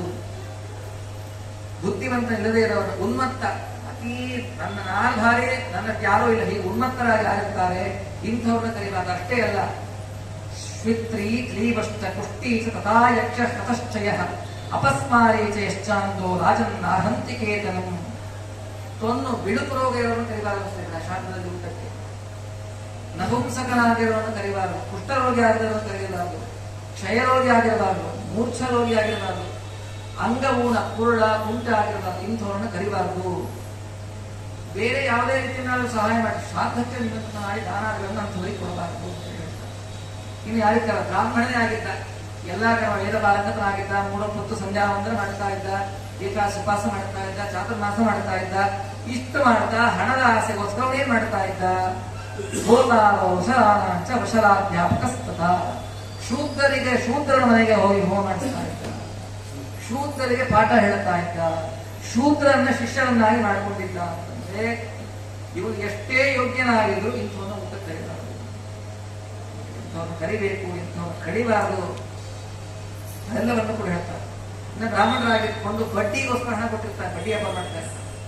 ಇಲ್ಲ ಒಂದ ಹೆಚ್ಚು ಬಡ್ಡಿ ಕೊಡುವಂತೆ ಅಥವಾ ಪ್ರಾಣಿಗಳನ್ನ ಕ್ರಯ ವಿಕ್ರಯವನ್ನು ಮಾಡಿ ಬದುಕ್ತಾ ಇರೋರು, ಬ್ರಾಹ್ಮಣನಾಗಿದ್ದುಕೊಂಡು ಎಣ್ಣೆ ಮಾರೋರು, ಉಪ್ಪು ಮಾರೋರು, ತುಪ್ಪ ಮಾರೋರು, ಹಾಲು ಮಾರೋರು, ಅನ್ನ ಮಾರುವರು ಬ್ರಾಹ್ಮಣರಾಗಿದ್ದುಕೊಂಡು ಇಂಥ ಕೆಲಸವನ್ನು ಯಾರು ಮಾಡ್ತಾ ಇದ್ದಾರೆ ಇಂಥವನ್ನು ಕರೀತಾರೆ. ಈಗ ನೋಡಿದ್ರೆ ನಾವು ಏನು ಶ್ರಾದ್ದ ಮಾಡ್ತೀವಿ ಮಾಡೋದಕ್ಕಿಂತ ಬಿಡೋದೇ ವಾಸಿ ಅಂತ ಅನ್ಸ್ಬಿಡ್ತದೆ. ಆದಷ್ಟು ಪ್ರಯತ್ನ ಪೂರ್ವಕ ಇರ್ತಾರೆ, ಅಲ್ಲೋ ಇಲ್ಲೋ ಒಬ್ಬರೋ ಇಬ್ಬರೋ ಇರ್ತಾರಲ್ಲ ಎಣ್ಣೆ ಮಾರಲಾರು. ಯಾಕೆ ಬ್ರಾಹ್ಮಣರ ನೋಡಿ, ಬ್ರಾಹ್ಮಣನಾದವನು ಸ್ವವಿಹತ ವೃತ್ಯ, ತನ್ನ ಶಾಸ್ತ್ರಗಳೇನೆ ಆ ವೃತ್ತಿಯಲ್ಲಿ ಇರಬೇಕು. ಇಲ್ಲ ಆಪತ್ಕಾಲ ಬಂದಾಗ ವ್ಯವಸಾಯ ಮಾಡಬಹುದು ಅಂತ ಹೇಳಿದೆ, ಕಿರಾಣಿ ಅಂಗಡಿ ಇಟ್ಕೋಬಹುದು ಅಂತೇಳಿ ಕಿರಾಣಿ ಅಂಗಡಿ ಇಟ್ಕೊಂಡ್ರು ಅದರಲ್ಲಿ ಇಂಥ ಇರಬಾರ್ದು, ಎಣ್ಣೆ ಇಡಬಾರ್ದು, ತುಪ್ಪ ಇಡಬಾರ್ದು, ಇಂಥ ಪದಾರ್ಥ ವ್ಯಾಪಾರವನ್ನು ಮಾಡಿ ವಿಷ ಇಡಬಾರ್ದು.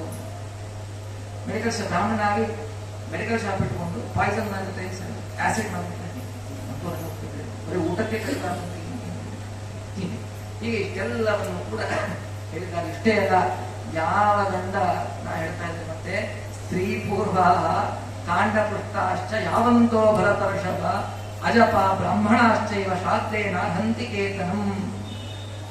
ಯಾವ ಗಂಡನಾದವನು ಅಮ್ನೋರ್ ಗಂಡ ಆಗಿರ್ತಾನೆ, ಹೆಂಡತಿ ಮಾತು ಕೇಳ್ಕೊಂಡೇ ಕೆಲಸ ಮಾಡಿ ಅಂತೋರು ಶಾಸ್ತ್ರದ ಊಟ ಕರಿಬಾರ್ದು. ಯಾರು ಹೆಂಡತಿ ಮಾತಂದ್ರೆ ಕೇಳೇಬಾರದು ಅಂತ ಹೇಳಿ ಅರ್ಥವಲ್ಲ. ಕೇಳ ಕೂಳ ಮಲಗಲ ಎದ್ದೆಲ್ಲ ಕೈ ಎತ್ತ ಕೈ ಇಡಿಸ್ತಾ ಎಲ್ಲದಕ್ಕೂ ಹಿಂಗೆ ಕೇಳ್ತಾ ಇದ್ದಾರೆ ಇಂಥವ್ರು ಅಂತ ಅರ್ಥ. ಎಲ್ಲವನ್ನೂ ಕೂಡ ಹೇಳಿಬಿಟ್ಟಿದ್ದಾರೆ ಶಾಸ್ತ್ರದಲ್ಲಿ. ಇನ್ನು ಬ್ರಾಹ್ಮಣನಾಗಿದ್ದುಕೊಂಡು ಶಸ್ತ್ರಾಸ್ತ್ರ ವಿಕ್ರಯ, ಗನ್ ಮಾಡೋದು, ಕತ್ತಿ ಮಾಡೋದು, ಕುಡುಗೋಲು ಮಾಡೋದು, ಇಂಥವ್ರು ಯಾರು ಮಾಡಿರ್ತಾರೆ ಅಂಥವ್ರನ್ನ ಕರಿಬಾರ್ದು. ಅಷ್ಟೇ ಇಲ್ಲ, ಇಂಥವ್ರು ಯಾರನ್ನೂ ಕೂಡ ಶಾಸ್ತ್ರದಲ್ಲಿ ನಿಮಂತ್ರಣವನ್ನು ಕೊಡಬಾರದು ಅಂತ ಹೇಳಿ ಹೇಳ್ತಾರೆ. ಶಾಸ್ತ್ರಕ್ಕೆ ಎಂಥವ್ರು ಕರಿಬೇಕು, ಎಂಥವ್ರು ಕರಿಬಾರದು. ಕರೆದ ಮೇಲೆ ಒಮ್ಮೆ ನಿಮಂತ್ರಣ ಕೊಟ್ಟಿ ಅಂತಂತಂದ್ರೆ ಆ ಬ್ರಾಹ್ಮಣನ ಬಗ್ಗೆ ಯಾವ ಕೆಟ್ಟ ಮಾತುಗಳನ್ನು ಆಡಬೇಕು. ಅವನು ಹೇಗೆ ಬ್ರಾಹ್ಮಣ. ಯಾಕೆ ಬ್ರಾಹ್ಮಣರನ್ನ ಯಾಕೆ ಇಷ್ಟು ಹೇಳಿದ್ದಾರೆ, ಬ್ರಾಹ್ಮಣರ ಬಗ್ಗೆ ಇಷ್ಟು ಮಹಿಮೆಯನ್ನ ಏನಿದೆ ಬ್ರಾಹ್ಮಣರಲ್ಲಿ ಅಂದ್ರೆ ಇದಕ್ಕೆ ಒಂದು ಕಾರಣ. ಬ್ರಾಹ್ಮಣಿಗೆ ಅಂಥ ಶಕ್ತಿ. ನಾಳೆ ಕೇಳ್ತೀರಿ, ನಾನು ಶ್ರೀನಿವಾಸ ಕಲ್ಯಾಣ ಕಥೆ ಹೇಳ್ಬೇಕಾದ್ರೆ ಮೊದಲನೇ ಹೆಸರೇ ಕಥೆ ಬರ್ತದೆ. ಭೃಗು ಋಷಿಗಳು ಏನ್ ಮಾಡ್ತಾರೆ, ತ್ರಿದೇವತಾ 3 ದೇವತೆಗಳಲ್ಲಿ ಯಾರು ದೊಡ್ಡವರು ಪರೀಕ್ಷೆ, ತ್ರಿದೇವತಾ ಪರೀಕ್ಷೆಗೆ ಹೋಗ್ತಾರೆ. ಬ್ರಹ್ಮದೇವರ ಲೋಕಕ್ಕೆ ಬರ್ತಾರೆ, ಸತ್ಯಲೋಕಕ್ಕೆ. ಬ್ರಹ್ಮದೇವರು ತಮ್ಮ ಹೆಂಡತಿ ವಾರಿಸುವ ವೀಣಾವಾದನದಲ್ಲೇ ಮಗ್ನರಾಗಿಬಿಟ್ಟಿದ್ರು. ಹಾಗಾಗಿ ಭೃಗುರುದಿಗಳ ಋಷಿಗಳ ಮಾಡುವ ನಮಸ್ಕಾರಕ್ಕೆ ಅಭಿವಾದನಕ್ಕೆ ಪ್ರತ್ಯುತ್ತರ ಕೊಳ್ಳಿಲ್ಲ. ನಿನಗೆ ಭೂಮಿಯಲ್ಲಿ ಪೂಜೆ ಬೇಡ ಅಂತ ಶಾಪ ಕೊಟ್ಟು ಹೊರಟು ಬಿಟ್ಟು ಕೈಲಾಸಕ್ಕೆ ಬರ್ತಾರೆ. ರುದ್ರದೇವರು ಹೆಂಡತಿಯನ್ನು ಆಲಿಂಗನ ಮಾಡಿಕೊಂಡು ಕೂತಿದ್ರು. ಏನೋ ಬ್ರಾಹ್ಮಣರು ಬಂದಾಗ ಹೆಂಡತಿಯಲ್ಲಿ ಇಷ್ಟು ಅಭಿರುಚಿಯ ವೈರಾಗ್ಯ ಮೂರ್ತಿ ಅಂತ ನೀನು ಹೆಂಡತಿ, ಹಾಗಾಗಿ ಯಾವುದರಲ್ಲಿ ಆಸಕ್ತಿ ಅದರಲ್ಲೇ ಪೂಜೆ ಆಗಲಿ, ಲಿಂಗ ಪೂಜೆ ಆಗಲಿ ಅಂತ ಹೇಳಿ ಶಪಥ. ವೈಕುಂಠಕ್ಕೆ ಬರ್ತಾರೆ. ಪರಮಾತ್ಮ ಮಲ್ಕೊಂಡಿದ್ದ, ಲಕ್ಷ್ಮೀದೇವಿ ಪಾದಸೇವೆ ಮಾಡ್ತಾ ಇದ್ರು, ನಮಸ್ಕಾರ ಮಾಡಿದ್ರು. ಏನು ಪ್ರತ್ಯುತ್ತರವಲ್ಲ, ಸಿಟ್ಟು ಬಂದು ಆ ಭೃಗು ಋಷಿಗಳು ತಮ್ಮ ಎಡಗಾಲಿನಿಂದ ಲಕ್ಷ್ಮೀದೇವಿಯ ಆವಾಸ ಸ್ಥಾನ ಶ್ರೀವತ್ಸ ಏನು ಆ ಲಕ್ಷ್ಮೀದೇವಿಯ ಕಿರಾಪಟಸ್ಯ ಪರಮಾತ್ಮನಲ್ಲಿ ಕಾಲಿಂದ ಒದ್ದು ಬಿಟ್ಟು, ಯಾವಾಗ ಕಾಲಿಂದ ಒದ್ರು ದೇವರ ನಾವೇನ್ ಮಾಡ್ತೀವಿ, ಯಾರಾದ್ರೂ ಅವ್ನು ಬಂದ ನಾವು 4 ಹಾಕ್ತೀವಿ. ನಾವೇನ್ ಗಾಂಧಿ ಅಲ್ಲ, ಇವತ್ತು ಗಾಂಧಿ ಜಯಂತಿ ಇರ್ಬೋದು, ನಾವೇನು ಇನ್ನೂ ಕಪಾತೋಸ್ಬೇಕು ಗಾಂಧಿ ಅಲ್ಲಲ್ಲಿ ಒಂದನ್ನ ನಾವು ಚಂದ ಹಾಕ್ತೀವಿ ಅನ್ನೋದು. ದೇವರು ಏನ್ ಮಾಡಿದ, ಬೈಲಿಲ್ಲ, ಶಾಪ ಕೊಡ್ಲಿಲ್ಲ. ಅಯ್ಯೋ ಎಂಥ ಕೆಲಸ ಆಗೋಯ್ತು, ನನ್ನ ವಜ್ರ ಸದೃಶವಾಗಿರ್ತಕ್ಕಂತಹ ದೇಹಕ್ಕೆ ನಿಮ್ಮ ಕೋಮಲವಾದ ಪಾದ ಅದು ಬಡಿತಲ್ಲ, ನಿಮ್ ಕಾಲು ಹುಡುಕ್ತಾ ಸ್ವಾಮಿ ಮೂ ತಗೊಂಬಲ್ಲ ಅಂತ ಹೇಳಿದ ದೇವರು. ಯಾರಿಗೆ ಭೃಗುರುಷಿಗಳಿಗೆ ಸ್ವಾಮಿ ಮೂ ತಗೊಂಬಲ್ಲ, ಸ್ಪ್ರೇ ಮಾಡಿಲ್ಲ, ಏನು ಕಾರಣ ಪರಮಾತ್ಮ ಬಂಗಾರ ಸಿಂಹಾಸನದಲ್ಲಿ ಭೃಗುರುಷಿಗಳನ್ನು ಕೂಡಿಸಿ ಲಕ್ಷ್ಮೀದೇವಿ ಹೇಳಿ ಉಗುರು ಬೆಚ್ಚನ ನೀರು ತರಿಸಿ ಪಾದವನ್ನು ತೊಳೆದು ಆ ನೀರನ್ನ ಮನೆಯೆಲ್ಲ ಪ್ರೋಕ್ಷಣೆ ಮಾಡ್ತಾನೆ ವೈಕುಂಠಕ್ಕೆ. ಸಾಕ್ಷಾತ್ ಪರಮಾತ್ಮ 14 ಲೋಕದ ಒಡೆಯ ಮಾಡಿ ಏನ್ ಹೇಳ್ತಾನೆ ಗೊತ್ತಾ ದೇವರೇ, ಈ ಮಾತು ಹೇಳ್ತಾನೆ. ಸಮಸ್ತ ಸಂಪತ್ ಸಮವಾಪ್ತಿ ಹೇತವಃ ಸಮುತ್ತಿತಾಪತ್ಕುಲ ಧೂಮಕೇತವಃ ಅಪಾರ ಸಂಸಾರ ಸಮುದ್ರ ಸೇತವಃ ಪುನಂತು ಮಾಂ ಬ್ರಾಹ್ಮಣ ಪಾದತಂಸವಃ. ಸಾಕ್ಷಾತ್ ಭಗವಂತ ಬ್ರಾಹ್ಮಣರ ಬಗ್ಗೆ ಅಲ್ಲ, ಬ್ರಾಹ್ಮಣರ ಪಾದದ ಧೂಳಿನ ಬಗ್ಗೆ ಹೇಳಿದ ಮಾತು. ಬ್ರಾಹ್ಮಣರ ಪಾದದ ಧೂಳಿನಲ್ಲಿ ಎಷ್ಟು ಮಹತ್ವ ಇದೆ. ದೇವರಂತಾನೆ ಸಮಸ್ತ ಸಂಪತ್ತು ಸಮವಾಪ್ತಿ ಹೇತವಃ. ಆ ಬ್ರಾಹ್ಮಣರ ಪಾದ ಏನ್ ಮಾಡ್ತದೆ, ಏನು ಮಾಡಿಕ್ಕೆ ಆ ಪಾದ ಸ್ಪರ್ಶದವಾಗಿರ್ತಕ್ಕಂತಹ ನೀರು ನಮಗೆ ಬೇಕಾದ ಸಮಸ್ತ ಸಂಪತ್ತನ್ನು ಕೊಡ್ತದೆ. ಐಹಿಕವಾದ ಲೌಕಿಕವಾದ ಎಲ್ಲ ಸಂಪತ್ತನ್ನು ದೊರಕಿಸಿಕೊಡುತ್ತದೆ. ಅದು ಬ್ರಾಹ್ಮಣರ ಪಾದದ ಧೂಳು. ಸಮಸ್ತ ಸಂಪತ್ತ ಸಮವಾಪ್ತಿ ಹೇತವ, ನಮಗೆ ಬೇಕಾದ ಎಲ್ಲ ಸಂಪತ್ತನ್ನು ಕೊಡ್ತದೆ. ಮತ್ತೇನು, ಸಮುತ್ತಿತಾಪತ್ಕುಲ ಧೂಮಕೇತವ, ನಮಗೆ ಬರ್ತಕ್ಕಂತಹ ಆಪತ್ತುಗಳು ಅಂತಕ್ಕಂತಹ ಧೂಮಕೇತುಗಳನ್ನ ಬ್ರಾಹ್ಮಣರ ಪಾದದ ಧೂಳಿನ ಕಣಗಳು ಆ ಆಪತ್ತೆಲ್ಲವನ್ನು ದೂರ ಓಡಿಸಿ ಬಿಡುತ್ತದೆ. ಬ್ರಾಹ್ಮಣರ ಪಾದದ ಧೂಳಿ ಮನೆಯಲ್ಲಿ ಇತ್ತು ಅಂದ್ರೆ ಅವೆಲ್ಲವನ್ನ ಓಡಿಸಿ ಬಿಡುತ್ತದೆ. ಯಾವುದು ಅಂದ್ರೆ ಅದು ಪರಮಾತ್ಮ ಆ ಬ್ರಾಹ್ಮಣರ ಪಾದದ ಕಾಲಿನ ಧೂಳು. ಮತ್ತೇನು ಈ ಬ್ರಾಹ್ಮಣರ ಪಾದದ ಧೂಳು ಅದು ಏನ್ ಮಾಡ್ತದೆ ಅಂತಂದ್ರೆ ಅಪಾರ ಸಂಸಾರ ಸಮುದ್ರ ಸೇತವ. ಸಂಸಾರ ದೊಡ್ಡ ಸಾಗರ, ಇದು ದಾಟಕ್ಕೆ ಯಾವ ನೌಕೆ ಇಲ್ಲ. ಸಂಸಾರ ಸಾಗರವನ್ನು ದಾಟಕ್ಕೆ ಆಗೋದಿಲ್ಲ. ಅದಕ್ಕೆ ಅಂತ ಅಪಣಾಚಾರ ಸಂಸಾರೇ ಅಕ್ಷಯ ಸಾಗರೇ ಪ್ರಕೃತಿಕೋ ಅಗಾಧೇ ಸದಾ ದುಸ್ತರೇ. ಇಂತಹ ದುಸ್ತರವಾದ ಸಾಗರವನ್ನು ಹೇಗೆ ದಾಟಬೇಕು ಅಂದ್ರೆ ದೇವರಂತಾನೆ ಆ ಬ್ರಾಹ್ಮಣರ ಪಾದ ಪೂಜೆ ಮಾಡಿದ ಪಾದದ ಧೂಳು ಅಭಿಷಿಕ್ತವಾದ ನೀರು ನಿಮಗೆ ಸಂಸಾರ ಸಾಗರವನ್ನು ದಾಟಿಸಿ ಬಿಡುತ್ತದೆ. ಪುನಂತು ಬ್ರಾಹ್ಮಣ ಪಾದಪಾಂಸವ, ಅಂತಹ ಬ್ರಾಹ್ಮಣರ ಪಾದದ ಧೂಳಿ ನಮ್ಮನ್ನ ಪವಿತ್ರವನ್ನಾಗಿ ಮಾಡಲಿ. ಯಾರು ಸಾಕ್ಷಾತ್ ಭಗವಂತ ಭೃಗು ಋಷಿಗಳ ಪಾದವನ್ನು ತೊಳೆದು ಹೇಳಿರ್ತಕ್ಕಂಥ ಮಾತು. ಹಾಗಾದ್ರೆ ಬ್ರಾಹ್ಮಣರಲ್ಲಿ ಅಲ್ಲ, ಬ್ರಾಹ್ಮಣರ ಪಾದದ ಧೂಳಿನಲ್ಲಿ ಇಷ್ಟು ಮಹಿಮೆ ಅಂತಂದ್ರೆ ನಿಜವಾದ ಎಲ್ಲ ಸತ್ಕರ್ಮವನ್ನ ಮಾಡಿಕೊಂಡು ಇರುವ ಬ್ರಾಹ್ಮಣರಲ್ಲಿ ಎಷ್ಟು ಮಹಿಮೆ ಇರಬೇಕು. ಹಾಗಾಗಿ ಇಂಥ ಪಾದ ತೊಳಿಬೇಕಂದ್ರೆ ಎಂಥವ್ರನ್ನ ಕರಿಬೇಕು. ದಿವಸ ಬೂಟ್ ಶೂ ಹಾಕೊಂಡು ಆಫೀಸಿಗೆ ಹೋಗುವಂತ ಕಳೆದ ನೀವು ಬ್ರಾಹ್ಮಣ ಅಂತ ಕಟ್ಟಿ ಹಾಕಿದ್ರೆ ಆ ಪಾದದ ಧೂಳಿ ಎಲ್ಲಿ ಧೂಳಾದ ಎಲ್ಲಿ ಬರ್ಬೇಕು. ಯಾವಾಗ ಬೂಟು ಸಾಕ್ಸಾಕೊಂಡು ಈ ಆಚಾರ ಮಡಿ ಅಂತ ಹೇಳಿ ಚಪ್ಪಲಿ ಹಾಕೊಂಡಿರಲಿ ಹೊರ ಹೋಗ್ಬರ್ತಾರೆ, ಹೌದಿಲ್ಲ? ಆವಾಗ ಧೂಳು ಬೆಳೀತದೆ. ಆ ಬಳಿದ ಧೂಳಿನಲ್ಲಿ ಈ ಮಹಿಮೆ ಏನಿದೆ ನೋಡಿ.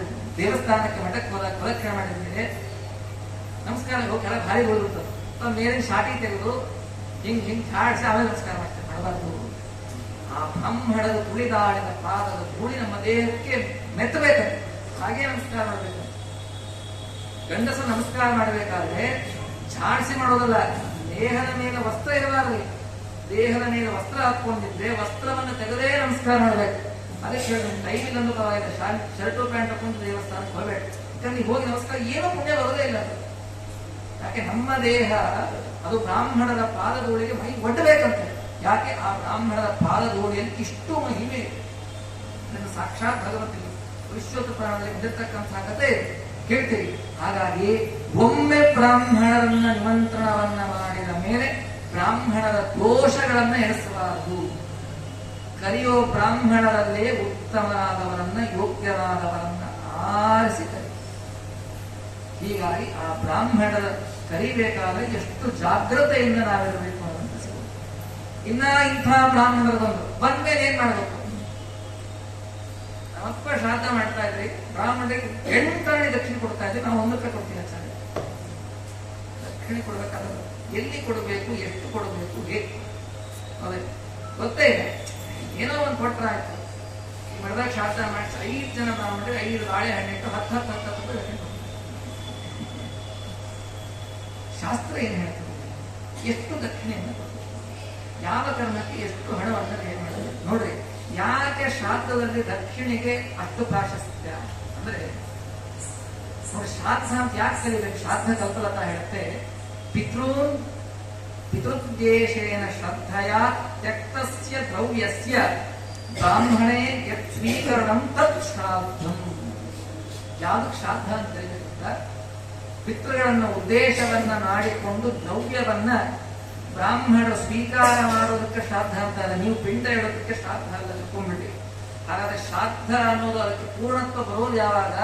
ಬ್ರಾಹ್ಮಣರಿಗೆ ನೀವು ದಾನವನ್ನು ಕೊಟ್ಟಾಗ, ದಕ್ಷಿಣೆಯನ್ನು ಕೊಟ್ಟಾಗ ಶ್ರಾದ್ದ ಪೂರ್ಣ. ಕೇವಲ ಪಿಂಡಾರಾಧನೆ ಮಾಡಿದ್ರೆ ಶ್ರಾದ್ದ ಪೂರ್ಣ ಆಗೋದಿಲ್ಲ. ಶ್ರಾದ್ದ ತತ್ವ ಅಂತ ಹೇಳ್ತೀವಿ. ಹಾಗಾಗಿ ಎಷ್ಟು ಕೊಡ್ಬೇಕು? ನಮ್ಗೆ ತಿಳಿದಷ್ಟು ಕೊಡ್ತೀವಿ ನೋಡ್ರಿ. 2 ಕಾರಣ ಇನ್ನೇ ಹೇಳಿದೆ. ಒಂದು ವಿದ್ಯಾ ಸಾಕ್ಷ್ಯವನ್ನು ಮಾಡದೆ ಮಾಡಬೇಕು, ಶ್ರಾದ್ದವನ್ನು ಮಾಡಬೇಕು. ಏನು ವಿದ್ಯಾ ಸಾಕ್ಷ್ಯ? ನಿಮ್ಮ ಸಂಪಾದನೆ ಎಷ್ಟು ನಿಮಗೆ ಗೊತ್ತಿರ್ತದೆ, ಬೇರೆಯವರು ಹೇಳೋ ಅವಶ್ಯಕತೆ ಇಲ್ಲ. ನಿಮ್ಮ ಸಂಪಾದನೆಗೆ ಮೀರಿ ಶ್ರಾದ್ದ ಮಾಡಬಾರ್ದು. ನೀವು 100 ರೂಪಾಯಿ ಸಂಪಾದನೆ ಮಾಡ್ತಾ ಇದ್ದೀರಂದ್ರೆ 200 ರೂಪಾಯಿ ಖರ್ಚು ಮಾಡಿ ಶ್ರಾದ್ದ ಮಾಡ್ತಾರೆ. ನೀವು 100 ರೂಪಾಯಿ ಸಂಪಾದನೆ ಮಾಡ್ತಾ ಇದ್ದು ಶ್ರಾದ್ದದಲ್ಲಿ 1 ರೂಪಾಯಿ ಖರ್ಚು ಮಾಡಿ ಶ್ರಾದ್ದ ಮಾಡಿ. ಹಾಗಾದ್ರೆ ಶ್ರಾದ್ದದಲ್ಲಿ ಎಷ್ಟು ಹಣ ಖರ್ಚು ಮಾಡಬೇಕು ಅಂದ್ರೆ ನೋಡಿ, ಅದಕ್ಕೂ ಕೂಡ ಅನೇಕ ಕಾರಣವನ್ನ ಕೊಟ್ಟಿದ್ದಾರೆ. ಶ್ರಾದ್ದದಲ್ಲಿ ಎಷ್ಟು ಖರ್ಚು ಮಾಡಬೇಕು ಅಂದ್ರೆ ನೋಡಿ, ಒಬ್ಬ ವ್ಯಕ್ತಿ, ಒಬ್ಬ ಬ್ರಾಹ್ಮಣ ವ್ಯವಸಾಯದಿಂದ ಜೀವನ ಮಾಡ್ತಾ ಇದ್ದಾನೆ. ಒಂದು ವ್ಯವಸಾಯ ಮಾಡುವ ಆ ವೃತ್ತಿಯಿಂದ ಅವನಿಗೆ 1000 ರೂಪಾಯಿ ಲಾಭವಂತ ಅನ್ಕೊಡು. 1000 ರೂಪಾಯಿ ಅವನ ಸಂಪಾದನೆ ವ್ಯವಸಾಯ. ಆ 1000 ರೂಪಾಯಿಯಲ್ಲಿ 20 ರೂಪಾಯಿ ದಾನ, 200 ರೂಪಾಯಿ ದಾನ ಮಾಡಬೇಕು. 800 ರೂಪಾಯಿ ದಾನ ಕೊಡಬೇಕು, 200 ರೂಪಾಯಿ ದಾನ ಮಾಡಬೇಕು. ಯಾಕೆ? ಅದಕ್ಕೆ ಕಾರಣ ಕೊಟ್ಟರು. ಏನಂತ? ಕೃಷ್ಯಂತ್ಯತೆ ದಶಾಶಂಭಿ ದೇಯಂ ಪಾಪಸ್ಯ ಶುದ್ಧಯೇ. 200 ರೂಪಾಯಿ ಅಂತ ಹೇಳಿದ್ರು, 1500. ಯಾಕೆ? 100 ರೂಪಾಯಿ ನೀನು ಆ ವ್ಯವಸಾಯ ಮಾಡಬೇಕಾದ್ರೆ ಭೂಮಿನ ಉಳಿತಿಯಲ್ಲ, ಉಳಿಬೇಕಾದ್ರೆ ಅಲ್ಲಿದ್ದ ಅನೇಕ ಪ್ರಾಣಿಗಳು ಸತ್ತು ಹೋದ್ವು.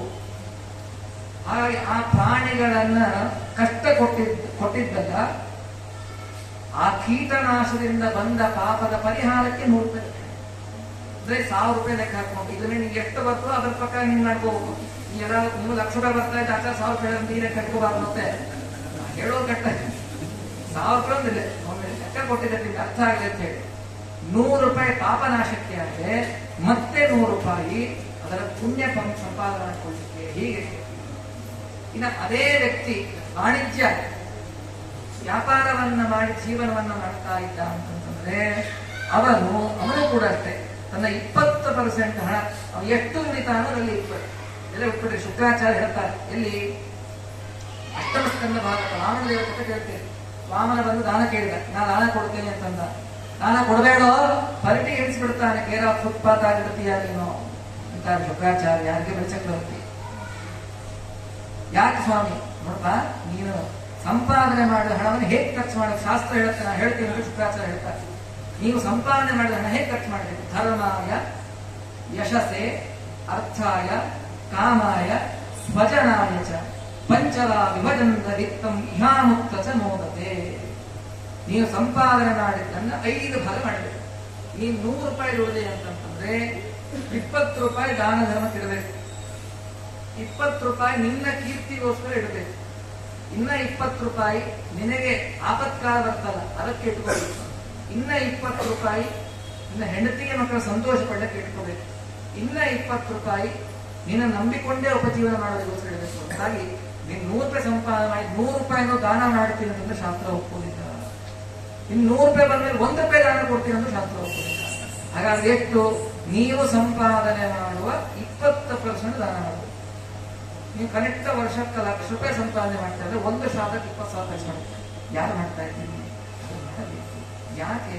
ನೋಡ್ರಿ, ಬ್ರಾಹ್ಮಣರಿಗೆ ರಕ್ಷಣೆ ಕೊಡಬೇಕು ಅಂದ್ರೆ ಏನ್ ಹೇಳ್ತಾ ಇರ್ತಂದ್ರೆ, ಯಾರು ಇದರ ಮೇಲೆ ಉಪಜೀವನವನ್ನು ಮಾಡ್ತಾ ಇದ್ದಾರೆ, ಲೌಕಿಕ ಯಾವ ಕೆಲಸವನ್ನು ಮಾಡದೆ ಕೇವಲ ಧರ್ಮಕ್ಕೋಸ್ಕರ ಪಾಠ ಪ್ರವಚನವನ್ನ ಮಾಡ್ತಾನೆ ಜೀವನ, ಯಾವ ಮತ್ತೊಂದು ಮೂಲದ ಆದಾಯ ಅವರಿಗೆ ಇಲ್ಲ, ಅಂಥವರಿಗೆ ಒಬ್ಬ ಬ್ರಾಹ್ಮಣ ಕನಿಷ್ಠ 10 ದಿವಸ ಊಟ ಮಾಡೋದು ದಕ್ಷಿಣೆ ಕೊಡಬೇಕು. 10 ದಿವಸ ಊಟ ಮಾಡಕ್ಕೆ ಇಟ್ಬೇಕು, ನೀನು ಕಟ್ಟಬೇಕು ಕೊಡು. ನೀನು ಯೋಗ್ಯತಾ ಇಟ್ಟು 5 ಜನ ಕೊಡು, 5 ಜನ ಕರಿಬೇಕು, 2 ಕರಿಬೇಕು, 10 ಕರಿಬೇಕು ಅಂತ ಹೇಳಿಲ್ಲ, ಒಬ್ಬನ್ನೇ ಕರೀರಿ. ಆದ್ರೆ ಒಬ್ಬ ಬ್ರಾಹ್ಮಣ 10 ದಿವಸ ಊಟ ಮಾಡಬೇಕು, ಇಷ್ಟು ಧನವನ್ನು ಕೊಡಬೇಕು ಅಂತ ಹೇಳಿ. ಹಾಗಾದ್ರೆ ಶ್ರಾದ್ದ ಮಾಡಬೇಕಾದ ದಕ್ಷಿಣೆ ಕೊಡು, 10 ರೂಪಾಯಿ 1 ದಿವಸ ಊಟ ಮಾಡಬೇಕು. ಎಷ್ಟು ಅನ್ಯಾಯ ಮಾಡ್ತಾ ಇದ್ದೀವಿ ನಾವು. ಯಾವ ಪಿತೃಗಳು ಕೊಟ್ಟದೆ ಎಂದ ಕೋಟ್ಯಾನಗಟ್ಟಲೆ ನಾವು ಇಡೀ ಜೀವನ ಒಬ್ಬರಲ್ಲಿ ಇಷ್ಟೊಂದೇ ರೀತಿ ಹೋದ್ರೆ ಖರ್ಚು ಮಾಡ್ತೀವಿ. ಅದರಲ್ಲಿ 10% 20% ಅವರಿಗೆ ತೆಗೆದಿಡದೆ ಹೋದ್ರೆ ನೋಡಿ, ಶ್ರಾದ್ದ ಬರ್ತದೆ ಅಂತಂದ್ರೆ 6 ತಿಂಗಳ ಮುಂಚಿನಿಂದ ಏನಷ್ಟು ಗೊತ್ತಾ, ಒಂದೇ ಸಲಕ್ಕೆ ಹಣ ಖರ್ಚು ಮಾಡ್ಕೊಂಡು ಇದು ಭಾರಿ ಅಂತ ಅನ್ಸ್ಬಿಡ್ತದೆ. ಇನ್ನು 6 ತಿಂಗಳಿಗೆ ಶ್ರಾದ್ದ ಇದೆ ಅಂತಂದ್ರೆ ಪ್ರತಿ ತಿಂಗಳು 10% ತೆಕ್ಕೊಂಡು ಬಾ. ಇದು ಬ್ರಾಹ್ಮಣರಿಗೆ ಅಂತ ಇದು ಶ್ರಾದ್ದಲ್ಲಿ ಬರೀ ಬ್ರಾಹ್ಮಣರಿಗೆ ಕೊಡೋದಲ್ಲ, ಅಡಿಗೆಗಳಿಗೆ ಕೊಡಬೇಕು, ಸಾಮಾನು, ಕಿರಾಣಿ, ಮತ್ತೊಂದು ಕೇವಲ 20% ₹1,000 ಬರೀ ಆಚಾರ್ಯ ಕೊಡುವಂತಲ್ಲ, ಎಲ್ಲಾ ಖರ್ಚು ಸೇರಿ ಹೇಳಿದ್ರು. ಹಾಗಾದ್ರೆ ಒಬ್ಬ ಬ್ರಾಹ್ಮಣ ಕನಿಷ್ಠ 10 ದಿವಸ ಅವನಿಗೆ ಊಟಕ್ಕೆ ಬೇಕಾದಷ್ಟು ಕೊಡಬೇಕು. ಹೋಗಿ ಯಾಕೆ ಕೊಡ್ಬೇಕ್ರಿ? ನಾವು ಕಷ್ಟಪಡ್ತೀವಿ, ನಾವೇ ಕೊಡ್ಬೇಕು. ಅವ್ರು ಕೆಲವರಿಗೆ ಅನಿಸ್ತದೆ, ಆಚಾರ್ಯ ಹೇಳ್ಬಿಟ್ರು, ಪುರಾಣ ಎಲ್ಲ ಹೇಳ್ತಾರೆ, ಪುರಾಣ ಇರೋದು ಹೇಳಿಕ್ಕೆ ನಾವು ಮಾಡ್ಲಿಕ್ಕೆ ಆಗ್ತದೇನೋ ಅಂತಂದ್ರೆ ಅದಕ್ಕೆ ಏನಿಸ್ತಾರೆ, ತಪಃ ಪರಂ ಕೃತಯುಗೆ ತ್ರೇತಾಯಾಂ ದಾನ ಮುಚ್ಚತೆ ದ್ವಾಪರೇ ಯತ್ನಮೇವಾಹುವು ದಾನಮೇಕಂ ಕಲೋ ಯುಗೆ. ಯಾಕೆ ದಾನ ಕೊಡ್ಬೇಕು ಅದಕ್ಕೆ ಹೇಳಿದ್ರು ಅಂತ, ಕೃತಯುಗದಲ್ಲಿ ತಪಸ್ಸಿನಿಂದ ಪುಣ್ಯ ಸಂಪಾದನೆ, ಅಂದ್ರೆ ಪಾಪದ ಪರಿಹಾರ ಹೇಗೆ? ಕೃತಯುಗದಲ್ಲಿ ತಪಸ್ಸಿನಿಂದ ಪಾಪ ಪರಿಹಾರ, ಇನ್ನು ತ್ರೇತಾಯುಗದಲ್ಲಿ ಜ್ಞಾನ ಸಂಪಾದನೆ ಮಾಡುವುದರಿಂದ ಪಾಪ ಪರಿಹಾರ, ದ್ವಾಪರ ಯುಗದಲ್ಲಿ ಯಜ್ಞವನ್ನ ಮಾಡಿದರೆ ಪಾಪ ಪರಿಹಾರ, ಕಲಿಯುಗದಲ್ಲಿ ನಾವು ಮಾಡಿದ ಪಾಪ ಕಳ್ಕೊಳ್ಳಿಕ್ಕೆ ಇರುವ ಸಾಧನ ಯಾವುದು? ದಾನ.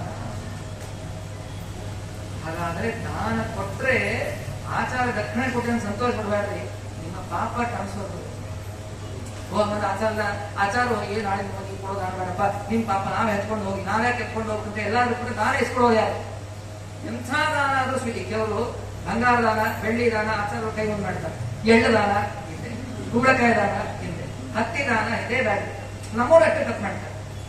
ಯಾಕಂದ್ರೆ ಎಳ್ಳು ದಾನ, ಹತ್ತಿ ದಾನ, ಕೂಷ್ಮಾಂಡ ದಾನ ಇವೆಲ್ಲ ಇಸ್ಕೊಂಡಾಗ ಕನಿಷ್ಠ 1000 ಗಾಯತ್ರಿ ಮಾಡ್ಬೇಕು.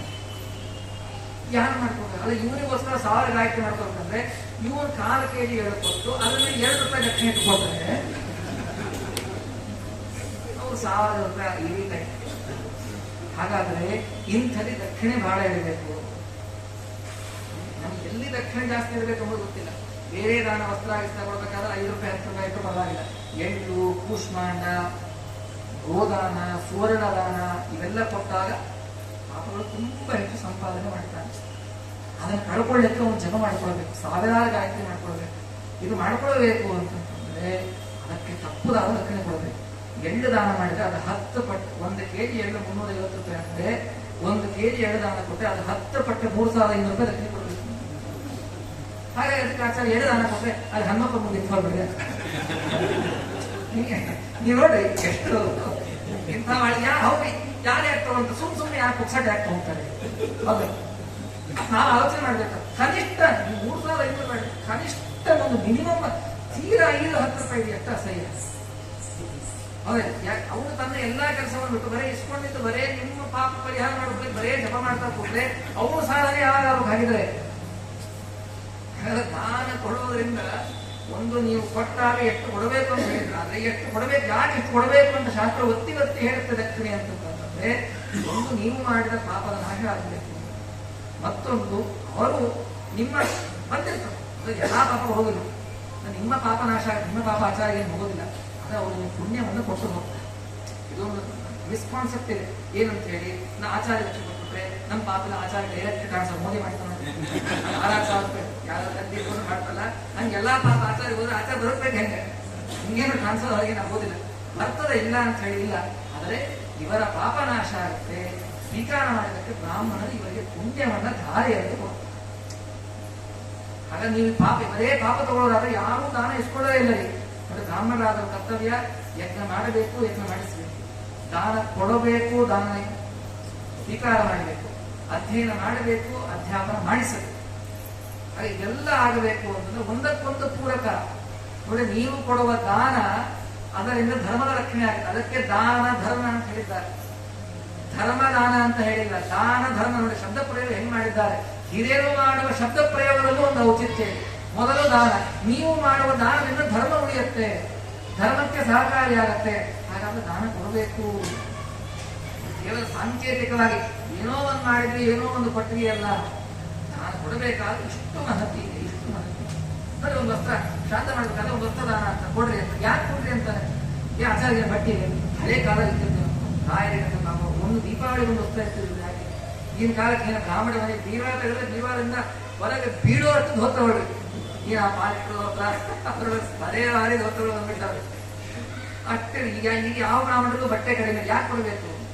ಏನದರ ಹಿನ್ನೆಲೆ ಅಂದ್ರೆ ನೋಡಿ, ವಸ್ತ್ರ ಆಚಾರ್ಯ ಕೊಟ್ರಿ, ಆ ವಸ್ತ್ರ ಕೊಟ್ಟಾಗ ಉಟ್ಕೊಂತ ಆಚಾರ ಒಂದಲ್ಲ ಒಂದು ದಿವಸ ಹರಿತದ, ಅದು ಛಿದ್ರ ಆಗುತ್ತಾ? ಎಷ್ಟು ಛಿದ್ರ ಆಗತ್ತೆ? ಒಂದು ಛಿದ್ರ ಆದ್ರೆ 1,000 ವರ್ಷ ನಿಮ್ಮ ಪಿತೃಗಳು ಸ್ವರ್ಗಲೋಕದಲ್ಲಿ ವಾಸ. ನೀವು ಕೊಡುವ ದಾನ ನಿಮ್ಮ ಪಿತೃಗಳಿಗೆ ಒಂದು ವಸ್ತ್ರದಾನಕ್ಕೆ, ರಜದ ದಾನಕ್ಕೆ ಎಲ್ಲ ಎದಕ್ಕೆ ದಾನ ಕೊಡ್ರಿ ಅಂತ ಹೇಳೋದಕ್ಕೆ ಇದಕ್ಕೆ ಪ್ರಯತ್ನ ಪೂರ್ವಕವಾಗಿ ಮಾಡಿಕೊಡಿ. ನೋಡಿ, ಯಾರೇ ಶ್ರಾದ್ದ ಮಾಡಿ ಇನ್ನು ತಿಳ್ಕೊಡಿ.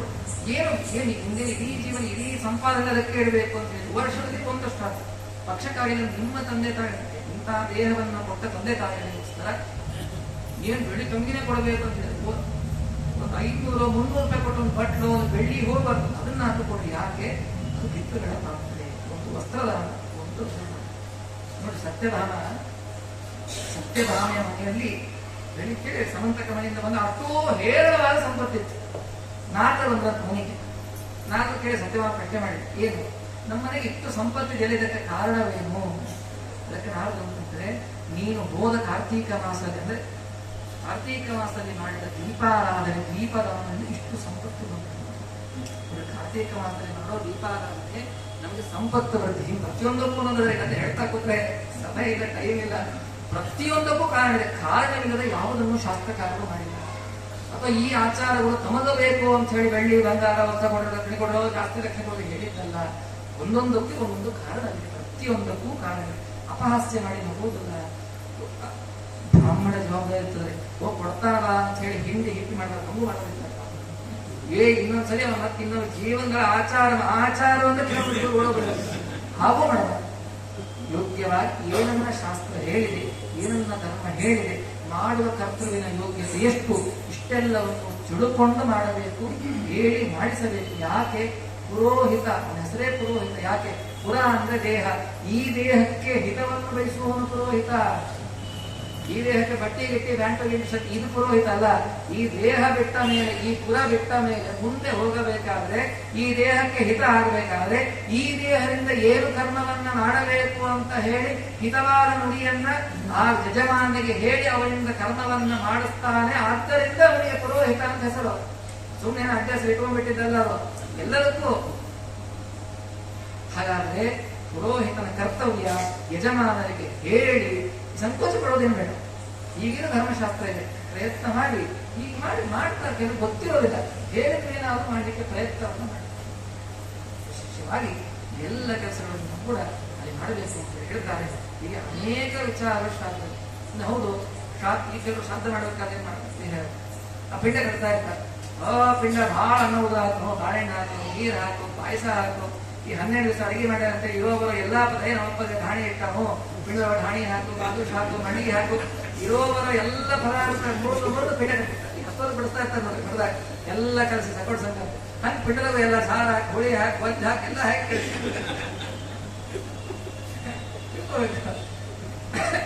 ಪಿಂಡದಲ್ಲಿ ಏನ್ ಹಾಕಿ, ಪಿಂಡದಲ್ಲಿ ಹಾಕುವ ಪದಾರ್ಥಗಳೇನು? ನಿನ್ನಲ್ಲಿ ಜಗೇಶ್ವರಿ ಇರ್ಬೋದು, ನೀನು 5 ಪಕ್ಷ ಪರವನ್ನು ಮಾಡಿಸಿರ್ಬೋದು, ಆದ್ರೆ ಏನ್ ಹಾಕಬೇಕು, ಏನ್ ಹಾಕಬಾರದು? ಪಿಂಡದಲ್ಲಿ ಏನಿರಬೇಕು?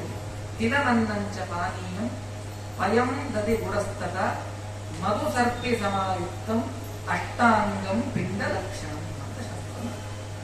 ಏನಿರಬೇಕು ಪಿಂಡದಲ್ಲಿ? ಈ 8 ಪದಾರ್ಥಗಳು ಅವಶ್ಯವಾಗಿ ಇರಲೇಬೇಕು. ಯಾವ್ದಾದ್ರು? ತಿಲ, ಎಳ್ಳು ಅವಶ್ಯ. ಆಮೇಲೆ ಅನ್ನಂಚ, ಅನ್ನ ಹಾಕಬೇಕು, ಅನ್ನದಲ್ಲೇ ಪಿಂಡ ಮಾಡಬೇಕು. 3ನೇದು ಪಾನೀಯಂ, ನೀರು. ಯಾವ ನೀರು? ಕಳಶದ ನೀರು. ಮೊದಲೇ ತೀರ್ಥ ಹಾಕಬಾರದು. ಪಿಂಡ ನಿರ್ಮಾಣವಾದ ಮೇಲೆ ಪಿಂಡಕ್ಕೆ ತೀರ್ಥ ಕೊಡೋದು. ಪಿಂಡವನ್ನ ಕಟ್ಟಬೇಕಾದ್ರೆ ಕಳಶದ ನೀರು. ತಿಲಮನ್ನಂಚ ಪಾನೀಯಂ ಪಯ, ಹಾಲು ಹಾಕ್ಬೇಕು. ಆಚಾರ ಹೇಳನೆ ಹಾಲು ಹಾಕ್ಬಿಡ್ತೀನಿ, ಮೊದಲೇ ಹಾಕ್ಬಾರ್ದು. ಹಾಲಿನ ಮೊದಲು ಹಾಲು ಹಾಕ್ಬಾರ್ದು. ಇವಾಗ ಹಾಲಿನ ಹಾಲು ಬರೋದಿಲ್ಲ ಅಂತ ಎಳ್ಳೀರು, ಆಮೇಲೆ ಕೊಬ್ಬರಿ ಹಾಲು ತೆಗೆದು ಮಾಡ್ತಾರೆ. ಹಾಲು ಅಂದ್ರೆ ಗೋಕ್ಷೀರ, ಅದು ಇಲ್ಲ ಅಂದ್ರೆ ಆ ವ್ರತ ಬರೋವರೆಗೂ ಇಲ್ಲ. ಇನ್ನು 2ನೇ ವ್ರತ ಮೊಸರು ವ್ರತ. ಮೊಸರು ಮಜ್ಜಿಗೆ ಉಪಯೋಗಿಸ್ಬೋದು, ನಾವು ಬಳಸ್ಕೊಂಡ್ರೆ ಶಾಂತಿ ಬೆಳೆಸಬಾರ್ದು. ಮಜ್ಜಿಗೆ ಮಡಿ ಬರೋದಿಲ್ಲ. ಪ್ರಾಚೀನ ಕಾಲದಲ್ಲಿ ನಾವು ಊಟ ಮಾಡಬಹುದು, ಅಭಿಷೇಕಾದಿಗಳಿಗೆ ಮಜ್ಜಿಗೆಯನ್ನು ಬಳಸಬಾರದು. ಅಭಿಷೇಕಾದಿಗಳನ್ನು ಮಾಡಬೇಕಾದ್ರೆ ಪೂರ್ಣವಾದ ಪದಾರ್ಥ. ಈ ತುಪ್ಪ ಬಡಿಸ್ಬೇಕು, ಶ್ರಾದ್ದದಲ್ಲಿ ತುಪ್ಪ ಬಡಿಸ್ಬೇಕಾದ್ರೆ ತುಂಬ ಗಟ್ಟಿ ಇತ್ತು ಕಾಸಿ ಬಡಿಸ್ತಾರೆ. ಶ್ರಾದ್ದ ತುಪ್ಪ ಕಾಸಬಾರದು. ಎತ್ತ ತುಪ್ಪ, ಗಟ್ಟಿಯಾದ ತುಪ್ಪವನ್ನೇ ಬೆಳೆಸಬೇಕು. ಹಾಗಾಗಿ ಹಾಲು, ದದಿ, ಮೊಸರು ಹಾಕಬೇಕು. ಪಯಂ ದದಿ, ಮೊಸರು. ಗುಡಸ್ತತ, ಬೆಲ್ಲ ಬೆಳೆಸ್ಬೇಕು. ಎಲ್ಲ ಸಕ್ಕರೆ ಬೆಳೆಸ್ತಾರೆ, ಸಕ್ಕರೆ ಹೇಳೇ ಇಲ್ಲ.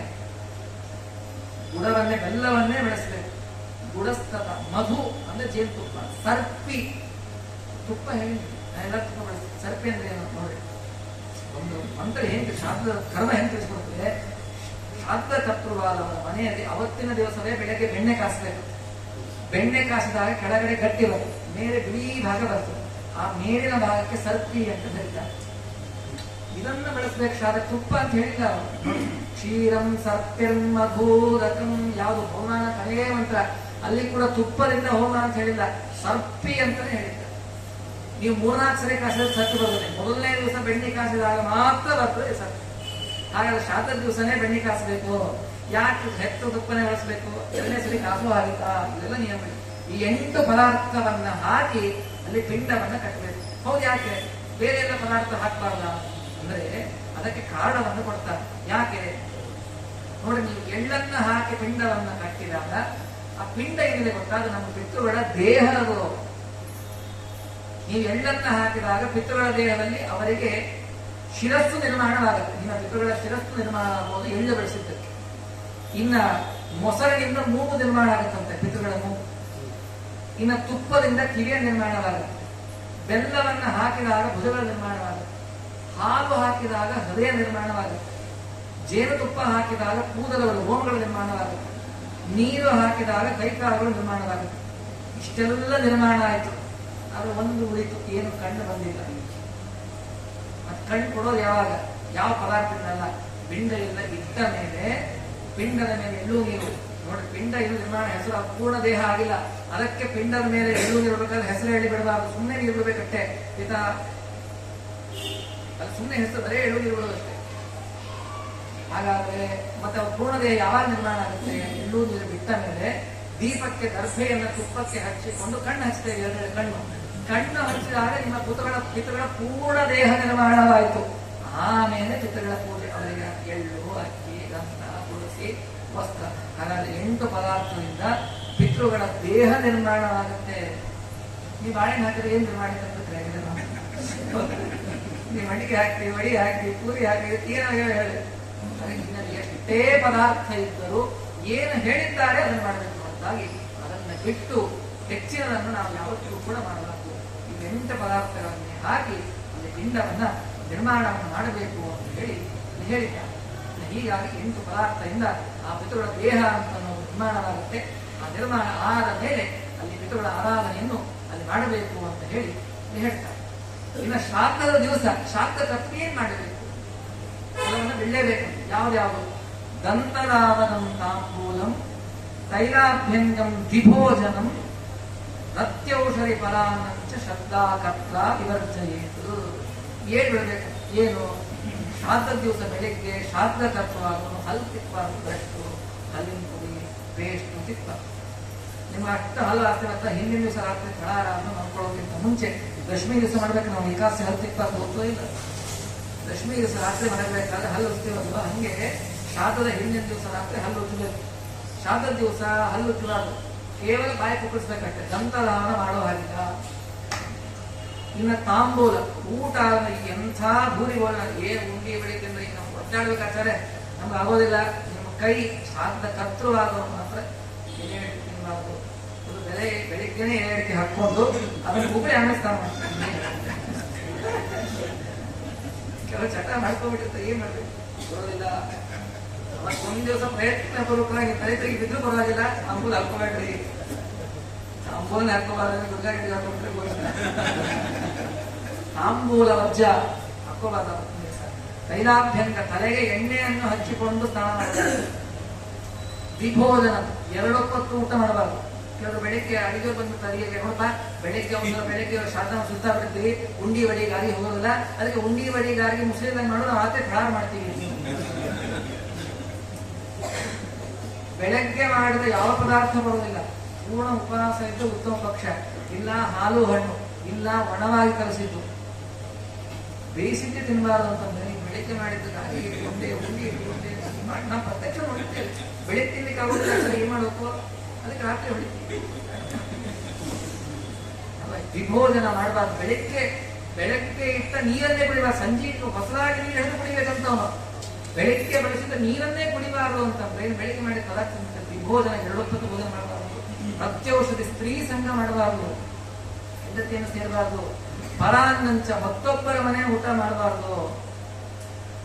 ಮತ್ತೊಬ್ಬರ ಮನೆಯ ಊಟ ಅದ, ಎಲ್ಲೇ ಊಟ ಹೋಗಿದ ಫಲಾನ್ನವೇ. ಶ್ರಾದ್ದ ಏನ್ ಮಾಡುದು? ಫಲಾನ್ನ ನಿನ್ನದೇ ಯಾಜಮಾನಿಕೆ ಅಲ್ಲ, ನೀನೇ ಕೃಷ್ಣಾರ್ಪಣೆ ಹೇಳಬೇಕಾದ ಅನ್ನ ಯಾವುದು? ನಿಮ್ಮ ಮನೆಯಾಗಿ ಶ್ರಾದ್ದ ಮಾಡಿದ್ರೆ ಕೃಷ್ಣಾರ್ಪಣೆ ಹೇಳ್ದಂಗೆ. ಮಠಕ್ಕೆ ಹೋಗಿ ಹೇಳೋದು ಮಾವಸತ್ರಿ ಅದು. ನೀ ಅವ್ರು ಅನ್ಕೊಂಡು ನೀನು ಕೃಷ್ಣಾರ್ಪಣೆ ಅವ್ರು ಹೇಳ್ತಾ ಮಠಕ್ಕೆ ಬರೋದಿಲ್ಲ ಅಂತ ಹೇಳಿ. ಆದ್ರೆ ನೀನು ಕೃಷ್ಣಾರ್ಪಣೆ ಹೇಳಲಿಕ್ಕೆ ಅಧಿಕಾರ ಬರೋದು ಯಾವಾಗ? ನಿಮ್ಮ ಮನೆಯಲ್ಲಿ ಮಾಡಿದ ಅನ್ನ. ಹಾಗಾದ್ರೆ ಫಲಾನ್ನವನ್ನು ತಿನ್ನಬಾರದು. ಎಷ್ಟೋ ಜನ ಗೊತ್ತಿಲ್ಲ, ಶ್ರಾದ್ದ ಮಾಡೋ ದಿವಸ ಬಿಸಿನೀರು ಸ್ನಾನ ಮಾಡಬಾರದು. ಮಾಡೋ ದಿವಸ ಬಿಸಿನೀರು ಸ್ನಾನ ಮಾಡಬಾರದು. ಎಲ್ಲ ನಿಯಮಗಳಿವೆ, ಎಲ್ಲ ಮಾಡಲಿಕ್ಕಾಗ ಈ ಏಳನ್ನು ನಾನು ಅವಶ್ಯವಾಗಿ ಹಲ್ಲು ಕಾಫಿ ಕೊಡ್ತಿರೋ ಒಂದು ದಿವಸ ಏನ್ ಏನಾಗ್ತದೆ? ಅದೇನು ಒಂದು ದಿವಸ 2 ಬಿಟ್ಟರೆ ಅದು 2 ಹೊತ್ತು ಊಟ ಬಿಟ್ಟರೆ ಈಗ ಫಳ ಮಾಡ್ಬೋದು. ಕೈಲಾಗೋದಿಲ್ಲ. ಹಾಲು ಹಣ್ಣು ಪಕ್ಕ ಕುಡಿದು ಹಣ್ಣು ತಿಂತೀವಿ. ಬೇಸದೇ ಇರೋದಂತಂದ್ರೆ ಅತ್ಯುತ್ತಮವಾಗಿರ್ತಕ್ಕಂಥ ಪಕ್ಷ.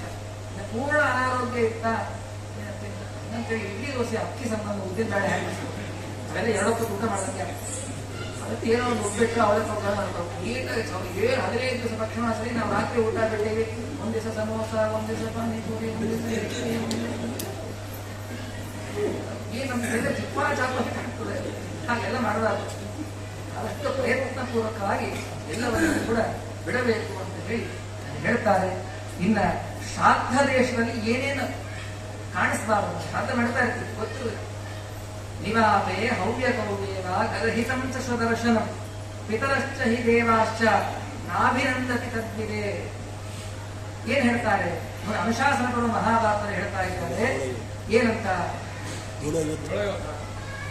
ನಾವು ಶ್ರಾದ್ದವನ್ನ ಮಾಡಬೇಕಾದ್ರೆ ಹವ್ಯ ಕವ್ಯಗಳಲ್ಲಿ ದೇವತಾ ಕಾರ್ಯಗಳಲ್ಲಿ ನಾಯಿ ದರ್ಶನ ಆಗಬಾರ್ದು. ನಾಯಿನೇ ಮನೆ ಸಾಕ್ತದೆ ಹೇಳ್ತಾ ಇಲ್ಲ ಮಹಾಭಾರತ. ಸ್ವದರ್ಶನಂ, ನಾಯಿ ದರ್ಶನ ಆಗಬಾರ್ದು. ಮತ್ತೆ ಯಾವುದು ನೋಡಿ, ನಾಯಿ ನೀವು ನೋಡಬಾರ್ದು. ನೀವು ಅನ್ನ ಮಾಡಿ ಇಟ್ಕೊಂಡ್ರಿ, ನೀವೇ ನಾಯಿ ನೋಡಿಲ್ಲಪ್ಪ. ಆದ್ರೆ ನೀವು ಮಾಡಿದ ಅಡಿಗೆಯನ್ನ ನಾಯಿ ನೋಡಿತು ಅಂದ್ರೆ, ನೀವು ಮಾಡಿದ ಅಡಿಗೆಯನ್ನ ನಾಯಿ ನೋಡಿತು ಅಂತಂದ್ರೆ ಪಿತೃದೇವತೆಗಳು ಆ ಹಲಸನ್ನು ನೋಡೇ ಹೋಗ್ಬಿಡ್ತಾರೆ. ನಿಮ್ಮ ಅಡಿಗೆ ನೀವು ನೋಡೋದಲ್ಲ, ನಾಯಿ ನೀವು ಮಾಡಿದ ಅಡಿಗೆಯನ್ನು ನೋಡಬಾರ್ದು. ಇನ್ನ ಪಿಂಡ ಪ್ರದಾನ ಮಾಡಬೇಕಾದ್ರೆ ಯಾರ್ಯಾರು ನೋಡಬಾರ್ದು, ಚಂಡಾಲನ್ನು ನೋಡಬಾರ್ದು. ಶ್ವಪಚ ನಾಯಿ ನಾಂಸದಿಂದ ನೋಡಬಾರ್ದು.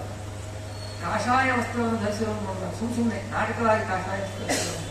ಕುಷ್ಠರೋಗಿ ಪತಿತ ಧರ್ಮಪೃಷ್ಟನಾಗಿ ಯಾರಿಗಿದ್ದಾನೆ, ಬೇರೆ ಕ್ಯಾಸ್ಟ್ ಮದುವೆಯಾದವರನ್ನ, ಬ್ರಹ್ಮ ಹತ್ಯೆ ಮಾಡಿದವರನ್ನ, ಇನ್ನ ಬ್ರಾಹ್ಮಣ ಗಂಡ ಶೂದ್ರ ಸ್ತ್ರೀ ಹೆಂಡತಿ ಇಂಥವರಲ್ಲಿ ಹುಟ್ಟಿದ ಮಗ, ಅಂದ್ರೆ ಸಂಕರ ಜಾತಿಯಲ್ಲಿ ಹುಟ್ಟಿದ ಮಗ, ಇಂಥವರನ್ನ ಶ್ರಾದ್ದ ಸಮಯದಲ್ಲಿ ನೋಡಿದ್ರೆ ಶ್ರಾದ್ದಘಾತ. ಇವ್ರು ನೋಡೇಬಾರ್ದು, ಈಗ ಶ್ರಾದ್ದ ಮಾಡಬೇಕು. ಇನ್ನು ಶ್ರಾದ್ದ ಮಾಡೋ ಸ್ಥಳದಲ್ಲಿ ಕೆಲವು ಹೂ ಇರಬಾರ್ದು. ಯಾವ್ಯಾವ ಕೇತಕಿ ರೊಗಲಶ್ಚೈವ ಕರವೀರಾಣಿ ಬರ್ಬರ ಜಾತಿ ದರ್ಶನ ಮಾತ್ರ ಪಿತರೋಗತಃ. ಈ ಶ್ರಾದ್ದ ಮಾಡೋ ದೇಶದಲ್ಲಿ ಯಾವ ಕ್ಯಾದಗಿ ಹೂ ಇದ್ರೆ, ಜಾಜಿ ಹೂ ಇದ್ರೆ, ರೊಗಳ ಪುಷ್ಪ ಇದ್ರೆ, ಕರವೀರ ಪುಷ್ಪ ಇತ್ತು ಅಂತಂದ್ರೆ ಈ ಹೂವನ್ನು ಶ್ರಾದ್ದಕ್ಕೆ ಬಳಸಬಾರ್ದು. ಆ ದೇಶದಲ್ಲಿ ಶ್ರಾದ್ದ ಮಾಡೋ ಸ್ಥಳದಲ್ಲಿ ಈ ಹೂ ಇದ್ರೆ ವಾಪಸ್ ಹೋಗ್ಬಿಡ್ತಾರೆ. ಹಾಗಾಗಿ ಇದನ್ನ ಬಿಟ್ಟು ಬೇರೆ ಹೂಗಳು ಶ್ರಾದ್ದದಲ್ಲಿ ಅರ್ಘ್ಯದವರೆಗೆ ಹೂ ಬಳಸಬಹುದ್ರಿ. ಹೂ ಬಳಸಬೇಕು ಅಂತಿದೆ, ಹೂ ಬಳಸಬಾರ್ದು ಅಂತ ಇಲ್ಲ. ಅರ್ಘ್ಯ ಕೊಡೋವರೆಗೂ ಕೂಡ ಅರ್ಘ್ಯ ಪಾತ್ರೆಯಲ್ಲಿ ಗಂಧ ತುಳಸಿ ಹೂ ಹಾಕ್ರಿ ಅಂತ ಮಂತ್ರನೇ ಬರ್ತದೆ. ಹಾಗಾದ್ರೆ ಹೂ ಬಳಸಬಹುದು. ಯಾವುದು ಈ ಹೂಗಳನ್ನು ಬಿಟ್ಟು ಅಂತ, ಈ ಹೂಗಳನ್ನು ಬಿಟ್ಟು ಬೇರೆ ಹೂ. ಇನ್ನ ಮುಖ್ಯವಾಗಿ ಮತ್ತೊಂದನ್ನು ಹೇಳ್ತಾರೆ, ಏನು, ಶ್ರಾದ್ದ ದೇಶದಲ್ಲಿ ರಜಸ್ವಲಾ ಸ್ತ್ರೀಯನ್ನ ನೋಡಬಾರ್ದು. ರಜಸ್ವಲಾ ಸ್ತ್ರೀ ಪಾಕವನ್ನು ನೋಡಬಾರ್ದು. ಅವ್ರ ಶಬ್ದ ಕೇಳಬಾರ್ದು, ಅವ್ರು ನೋಡೋದಲ್ಲ. ರಜಸ್ವಲಾ ಸ್ತ್ರೀ ಸಂಭಾಷಣೆ ಮಾಡೋದು ಕೇಳಿದ್ರೆ ನಾವು ಮೈಲಿ ಪೂಜಾ ಕೂಟ ಶ್ರಾದ್ದಕ್ಕೆ. ಅದಕ್ಕೆ ರಜಸ್ವಲೆಯಾದ ಶ್ರಾದ್ದ ಮಾಡಬಾರ್ದು. ಕಾಲ ಶ್ರಾದ್ದ ಬೆಳಿಗ್ಗೆ ಹೋಗ್ಬೇಕು, ಅದು ಅದೇ ತಿಥಿಗೆ ಮಾಡಬೇಕು. ಹೆಂಡತಿ ರಜಸ್ವಲೆಯಾದು ಆ ದಿವಸವೇ ಕಾಲ ಶ್ರಾದ್ದ ಮಾಡಬೇಕು. ಆದ್ರೆ ಪಕ್ಷ ಶ್ರಾದ್ದದಲ್ಲಿ ಹೆಂಡತಿ ರಜಸ್ವಲೆ ಆಗುವ ದಿವಸ ಬಂದಿದ್ರೆ, ರಜಸ್ವಲೆ ಆದ್ರೆ ಆ ದಿವಸ ಶ್ರಾದ್ದ ಮಾಡಬೇಕು. ಮುಂದೆ ಯಾಕಂದ್ರೆ 15 ದಿವಸಕ್ಕೆ ಅವಕಾಶ ಇರುತ್ತೆ, ಮತ್ತೊಂದು ದಿವಸ ಮಾಡ್ಕೊಳ್ಬೇಕು. ಅದು ಯಾಕಂದ್ರೆ ಅದಕ್ಕೆ ಹೇಳ್ತಾರೆ ಹಿರಿಯರು ಹಿಂದಿನ ಕಾಲದಲ್ಲಿ, ನೋಡೋ ಇಂಥ ದಿವಸ ಶ್ರಾದ್ದ, ಮುಂದಿನ ತಿಂಗಳ ಶ್ರಾದ್ದ ಅಂತ ನೋಡೋ ಇಂಥ ದಿವಸ ಶ್ರಾದ್ದ ಬರ್ತದೆ, ವಿಚಾರ ಮಾಡ್ಕೋ. ಮುಂದೆ ಹಿಂದೆ ಮಾಡ್ಕೊಂಡಿರ್ತಾರೆ, ಹೆಣ್ಮಕ್ಳಿಗೆ ಗೊತ್ತಿರ್ತಾರೆ. ಶ್ರಾದ್ದದ ಇಷ್ಟು ಸೂಕ್ಷ್ಮವಾದ ವಿಷಯಗಳಿರ್ತದೆ. ಮನೆ ಸಣ್ಣದಿರ್ತದೆ, ಏನು ಇನ್ನೊಂದು ಹೋಗೋ, ಪಕ್ಕಿ ಮನೆ ಹೋಗಿ 2 ಮನೆ ಹೋಗೋದು ಏನ್ ಮಾಡಿದ್ದಾರೆ. ಆದ್ರೆ ಅವರ ಸಂಭಾಷಣೆ ಕೇಳಬಾರದು, ಮಾತು ಕೇಳಬಾರದು, ಅವರ ದರ್ಶನವಾಗಬಾರದು. ಇಷ್ಟೆಲ್ಲವನ್ನು ಕೂಡ ಅಲ್ಲಿ ಹೇಳಿದ್ದಾರೆ. ಹೀಗೆ ಎಷ್ಟು ಹೇಳಿದ್ರು ಕಡಿಮೆ ಶ್ರಾದ್ದದ ಬಗ್ಗೆ ಅನೇಕ ಮಾತುಗಳನ್ನು ಕೂಡ ಅಲ್ಲಿ ಹೇಳಿದ್ದಾರೆ. ಅವರು ಈ ಶ್ರಾದ್ದವನ್ನ ಯಾಕೆ ಈ ಪಕ್ಷ ಮಾಸದಲ್ಲಿ ಯಾಕೆ ಮಾಡ್ತಾರೆ? ಕಾಲಶ್ರಾದ್ದ 2 ಮಾಡಿಬಿಟ್ಟಿವಿ, ಪಕ್ಷ ಮಾಸದಲ್ಲಿ ಯಾಕೆ ಮಾಡ್ಬೇಕು? ಕೆಲವು ಪಕ್ಷ ಮಾಡ್ತಾರೆ. ನಾವು ವರ್ಷಕ್ಕೊಂದ್ಸರಿ ಮನೆಯೆಲ್ಲ ಸ್ವಚ್ಛ ಮಾಡ್ತೀವಿ, ಹೋದಿಲ್ಲ ನೀಟ್ ಮಾಡ್ಬೇಕು ಅಂತ ಹೇಳಿ. ಹಾಗೆ ಯಮದೇವರು ತಮ್ಮ ಲೋಕವನ್ನ ವರ್ಷಕ್ಕೆ ಒಮ್ಮೆ ಸ್ವಚ್ಛ ಮಾಡ್ತಾರೆ. ವರ್ಷಕ್ಕೊಮ್ಮೆ ಸ್ವಚ್ಛ, ಇಡೀ ಯಮಲೋಕ ಸ್ವಚ್ಛದ ಬೃಂದಾವನ ಮಾಡ್ತಾರೆ. ಹಂಗೆ ಯಮದೇವರು ತಮ್ಮ ಲೋಕವನ್ನ ವರ್ಷಕ್ಕೊಮ್ಮೆ, ಅದೆಲ್ಲೋ ಮಂತ್ರ ಕರೆದಿಟ್ಕೊಂಡಿದ್ದೆ, ಆ ವರ್ಷಕ್ಕೊಮ್ಮೆ ಈ 15 ದಿವಸ ಯಮದೇವರು ತಮ್ಮ ಲೋಕದಲ್ಲಿ ಎಲ್ಲಾ ನಡೆದಿ ಅಂತ ಹೇಳಿ ಗೊಬ್ಬಿಬಿಡ್ತಾರೆ. ಹೀಗೆ ಗೊಬ್ಬಿದಾಗ ಅವರೆಲ್ಲರೂ ಕೂಡ ಎಲ್ಲಿ ಬರ್ತಾರೆ? ತಮ್ಮ ಮಗನ ಮನೆಯನ್ನ ಹುಡುಕೊಂಡು ಬರ್ತಾರೆ. ತಮ್ಮ ಮಗನ ಮನೆಯನ್ನು ಹುಡುಕಿಕೊಂಡು ಅಲ್ಲಿ ಬಂದು ಅವನು ಶ್ರಾದ್ದ ಮಾಡ್ತಾನ ಇಲ್ಲ ಅಂತ ಹೇಳಿ ನೋಡ್ತಾರೆ. ಇವ ಶ್ರಾದ್ದ ಮಾಡ್ತಾ ಇತ್ತ ಅಂತಂದ್ರೆ ಅನುಗ್ರಹವನ್ನು ಮಾಡ್ತಾರೆ, ಶ್ರಾದ್ದ ಮಾಡಿಲ್ಲ ಅಂತಂದ್ರೆ ದುಃಖಪಟ್ಟು ಹೋಗ್ತಾರೆ. ನಮಗೆ ಕಂಡಿದಲ್ಲಿ ಅಂದ್ರೆ ಆ ಎಲ್ಲ ಗುರುದೇವತೆಗಳು ವಾತ ರೂಪದಿಂದ ಇರ್ತಾರೆ, ಗಾಳಿಯ ರೂಪದಿಂದ ಇರ್ತಾರೆ. ಹಾಗಾಗಿ ಅವರು ನಿಮ್ಮ ಎದಕ್ಕೆ ಮನೆಗೆ ಶ್ರಾದ್ದ ಮಾಡಕ್ ಗೊತ್ತಾ? ನಿಮ್ ಮನೆ ಅಡ್ರೆಸ್ ಗೊತ್ತಿರ್ತಾರೆ, ನಿಮ್ ಮಠದ ಅಡ್ರೆಸ್ ಗೊತ್ತಿರೋದಿಲ್ಲ ಅವರಿಗೆ. ಇನ್ನು ಎದಕ್ಕೆ ಮನೆಗೆ ಶ್ರಾದ್ದ ಇದೊಂದು ಸಾಕಲ್ಲ. ನಮ್ಮ ಮಗನ ಮನೆ ಅಂತ ಹೇಳಿ ಮಠ ಹುಡ್ಕೊಂಡ್ ಬರ್ತಾರೋ, ಮನೆ ಹುಡ್ಕೊಂಡ್ ಬರ್ತಾರೋ, ಮಠಕ್ಕೆ ಹೋಗ್ತಾರೋ.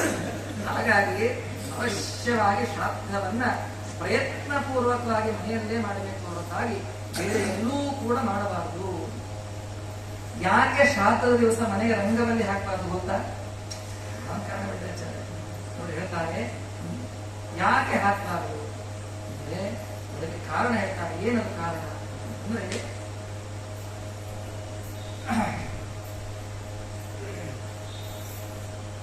ವಾಮಹಸ್ತೆ ಚ ದರ್ಭಾಸ್ತು ಗೃಹೇ ರಂಗವಲ್ಲಿ ತಥಾ ಲಲಾಟೆ ತಿಲಕಂ ದೃಷ್ಟ್ವಾ ನಿರಾಶೋ ಪಿತರೋಗತ.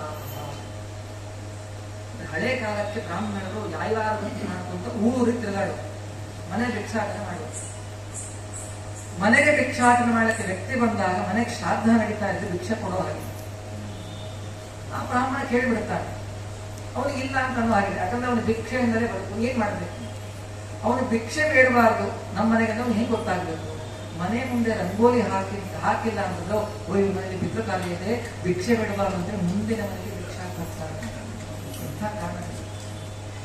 ಅದಕ್ಕೆ ರಂಗೋಲಿ ಹಾಕ್ಬಾರ್ದು. ಇನ್ನೊಂದು, ನಿಮ್ಮ ಪಿತೃಗಳು ಬರ್ತಾರೆ ಅಂತ ಹೇಳಿದ್ನಲ್ಲ, ಆ ಬಂದವರು ಇವರ ಮನೆಯಲ್ಲಿ ಪಿತೃಯಜ್ಞ ನಡೀತದೆ ಅಂತ ಹೆಂಗೆ ಕಂಡಿಡ್ತಾರೆ? ನೀವು ರಂಗೋಲಿ ಹಾಕಿದ್ರೆ ಪಿತೃಯಜ್ಞ ಮಾಡ್ತಾರೆ ಅಂತ ಹೋಗ್ಬಿಡ್ತಾರೆ, ರಂಗೋಲಿ ಹಾಕಿದ್ರೆ ನನ್ನ ಯಜ್ಞ ಮಾಡ್ತಾರೆ ಅಂತ ಹೇಳಿ ನಿಮ್ಮ ಮನೆಗೆ ಹೋಗ್ತಾರೆ.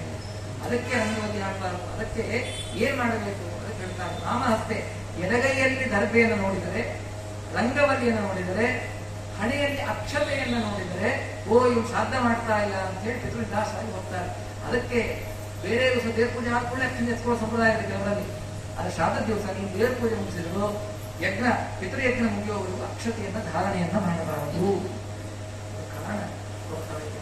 ಆದ್ದರಿಂದ ಶ್ರಾದ್ದ, ಅದಕ್ಕೆ ಮನೆಯ ಮುಂದೆ ರಂಗೋಲಿ ಹಾಕಬಾರದು, ಭಿಕ್ಷಾ ಕೊಡಬಾರದು, ಆಕಳಿಗೆ ಗೋಪುರಾಸ್ತ್ರ ಇಡಬಾರದು. ಎಲ್ಲ ಇದೇ ಕಾರಣಕ್ಕೆ ಪಿತೃಗಳು ಬರ್ತಾರೆ. ಆ ಪಿತೃಗಳಿಗೆ ತೃಪ್ತಿ ಅಂತ ಅನ್ನೋದು ಮಾಡುವ ಶ್ರಾದ್ದ ಕರ್ಮದಿಂದಲೇ ಆಗಬೇಕೇ ಹೊರತಾಗಿ ಬೇರೆ ಯಾವ ಕರ್ಮದಿಂದಲೂ ಕೂಡ ಆಗಬಾರದು. ಅದಕ್ಕೆ ಎಲ್ಲ ಕಾರಣ ಕೊಟ್ಟಿದ್ದಾರೆ. ಹೀಗಾಗಿ ಶ್ರಾದ್ದವನ್ನು ಯಥಾವತ್ತಿಯಾಗಿ ಆದಷ್ಟು ತಿಳಿದುಕೊಂಡು ಮಾಡಬೇಕು ಅಂತ ಹೇಳ್ತೀವಿ. 3 ದಿವಸ ಏನ್ ಹೇಳ್ತಾರೆ, ಸುಮ್ಮನೆ ಮೇಲ್ಮೇಲೆ ಟಚ್ ಮಾಡಿದ್ರೆ ಅಷ್ಟೇ ಹೊರತಾಗಿ ತುಂಬಾ ಹೇಳಿಕ್ಕಾಗಿಲ್ಲ. ಅನೇಕರು ಕೆಲವು ಡೌಟ್ಸ್ ಇದೆ ಕೇಳಿ ಅಂತಂದಿದ್ದೆ. ಶ್ರಾದ್ದವನ್ನ ಮೊದಲನೇ ಮಾಡಿ ಮಾಡಬಹುದಾ ಅಂತ ಪ್ರಶ್ನೆ. ಯಾವುದೇ ಕರ್ಮ ಆಗಲಿ ಭೂಸ್ಪರ್ಶ ಇದ್ದು ಕರ್ಮವನ್ನ ಮಾಡಿದ್ರೆ ತುಂಬಾ ಪುಣ್ಯ. ಭೂಮಿ ಸ್ಪರ್ಶ ಇದೆ, ಆಕಾಶದಲ್ಲಿ ಭೂಮಿ ಸ್ಪರ್ಶ ಇಲ್ಲ. ನಮ್ಮ ಸ್ವಂತ ಮನೆಯಲ್ಲಿ ಆಚಾರ ಇರೋದೇ ಬಾಡಿ ಮನೆ, ಇನ್ನು ಕೆಳಗಿನ ಮನೆ ಹುಡುಕಲಿಕ್ಕೆ ಅವಕಾಶ ಇದ್ದಿಲ್ಲ ಅಂದಾಗ ಅನಿವಾರ್ಯ ಅಂತ ಅನ್ನೋ ಪರಿಸ್ಥಿತಿ ಇದ್ದಾಗ ಏನ್ ಮಾಡಿ, ಈ ನಿಮ್ದೇ ಮನೆ ಇದ್ದು ಕೆಳಗೆ ಜಾಗ ಇಟ್ಕೊಂಡು ನೀವು ಬೇರೆ ಹೋಗಿ ಮಾಡೋಬೇಕು. ಹಾಗಾದ್ರೆ ಭೂಮಿ ಸ್ಪರ್ಶ ಇದ್ದುಕೊಂಡು ಹವ್ಯ ಕವ್ಯವನ್ನು ಮಾಡಿದಾಗ 100% ಪುಣ್ಯ. ಫಸ್ಟ್ ಫ್ಲೋರಲ್ಲಿ ಮಾಡಿದ್ರೆ 90% ಪುಣ್ಯ. ಅದು ಸ್ವಲ್ಪ ಆ ಮಾಡಿದಾಗ ಸ್ವಲ್ಪ ಮಾಡ್ತಾರೆ, ಪೂರ್ತ ನಿಷ್ಫಲ ಇದೆ. ಹಾಗೆ ಭೂಮಿ ಸ್ಪರ್ಶ ಇದ್ರೆ ಅದು ಉತ್ತಮ ಪಕ್ಷ. ಇನ್ನ ಪಿಂಡದನ್ನ ಕೆಲವು ಯಜ್ಞ ಮುಸಲಿ ಎಲ್ಲ ಕೊಟ್ಬಿಡೋದು ಹೇಳ್ತಾರೆ.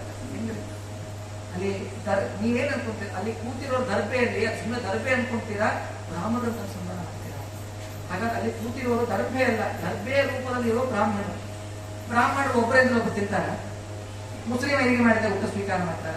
ಹಾಗಾದ್ರೆ ಶ್ರಾದ್ದದಲ್ಲಿ ನಾವು ಮನೆಯಲ್ಲಿ ಹೇಗೆ ಎಷ್ಟು ಶುದ್ಧವಾದ ಮುಸ್ಲಿಂ ಅಡಿಯನ್ನ ಆಚರಣೆ ಮೈಲಿಯನ್ನು ಆಚರಣೆ ಮಾಡ್ತೀವೋ ಅಷ್ಟೇ ಶುದ್ಧವಾಗಿ ತೆಗೆದುಕೊಳ್ಬೇಕು.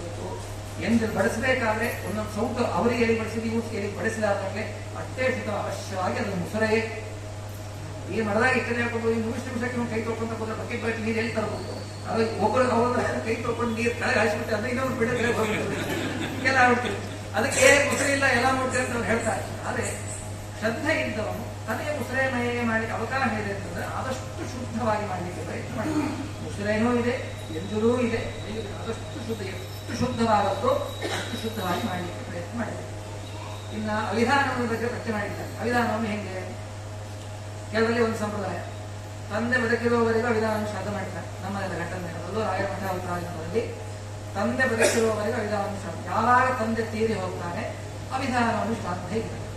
ಆದರೆ ವ್ಯಾಸಾಯದಲ್ಲಿ ಪದ್ಧತಿ ಇದೆ, ತಂದೆ ತೀರಿ ಹೋದ ಮೇಲೂ ಕೂಡ ಅವಿಧಾನವನ್ನು ಶ್ರಾದ್ದ ಮಾಡಬೇಕು ಅಂತ ಹೇಳಿ ಅವರೊಂದು ಪದ್ಧತಿ. ಇದು ಮಠದ ಸಂಪ್ರದಾಯ, ಅದನ್ನು ವಿರೋಧ ಮಾಡಲಿಕ್ಕೆ ಆಗುತ್ತದೆ. ನನ್ನ ನೀವೇನು ಸಲಹೆ ಕೇಳ್ತೀರಿ ಅಂತ ಹೇಳಿದ್ರೆ, ಯಾಕೆ ಗಂಡ ಹೋದನೆ ಇದು ಅವಿಧಾನವನ್ನೇ ಮುತ್ತೇಳಿಯಾಗಿದ್ದು ಈ ಗಂಡ ಹೋಗ್ಬೇಕು ಇವಳು ವಿಧವೆ ಆದಕ್ಕೆ ಇನ್ಮೇಲೆ ಅವಿರಾಮ ಮಾಡಬಾರ್ದು ಅಂತ ಅರ್ಥ ಅಲ್ಲ. ಇವಳು ಹೋಗಿರೋದು ಮುತ್ತೈದೆಯಾಗಿಯೇ ಅವಳು ದೇಹತ್ಯಾಗ ಮಾಡಿದ್ದಾಳೆ. ಯಾಕೆ ಅವಿರಾಮ ಶ್ರಾದ್ದ ತಂದೆ ಹೋದ್ಮೇಲೆ ಮಾಡಬಾರ್ದು ಅಂತಂದ್ರೆ, ಮಗ ತಂದೆ ಹೋದ್ಮೇಲೆ ಪಕ್ಷ ಮಾಡ್ತಾನೆ. ಪಕ್ಷ ಮಾಡಿದಾಗ ತಂದೆ ಜೊತೆಗೆ ತಾಯಿಯಲ್ಲಿ ಬಂದು ಬಿಟ್ಟಿರ್ತಾಳೆ. ಅಲ್ಲಿ ಬಂದ್ರೆ ಮತ್ತೆ ಯಾಕೆ ಮಾಡ್ತೀನಿ? ಅಲ್ಲಿ ಬಂದಿದ್ದಾಳೆ ಅಂದ್ರೆ ಅವ್ರಿಗೆ ಹೋಗ್ಬೇಕು, ಅವ್ರಿಗೆ ಏನ್ ತೃಪ್ತಿಪಡಿಸ್ಬೇಕು ತಂದೆ ತಾಯಿ ತೃಪ್ತಿಪಡಿಸಿತ್ತು.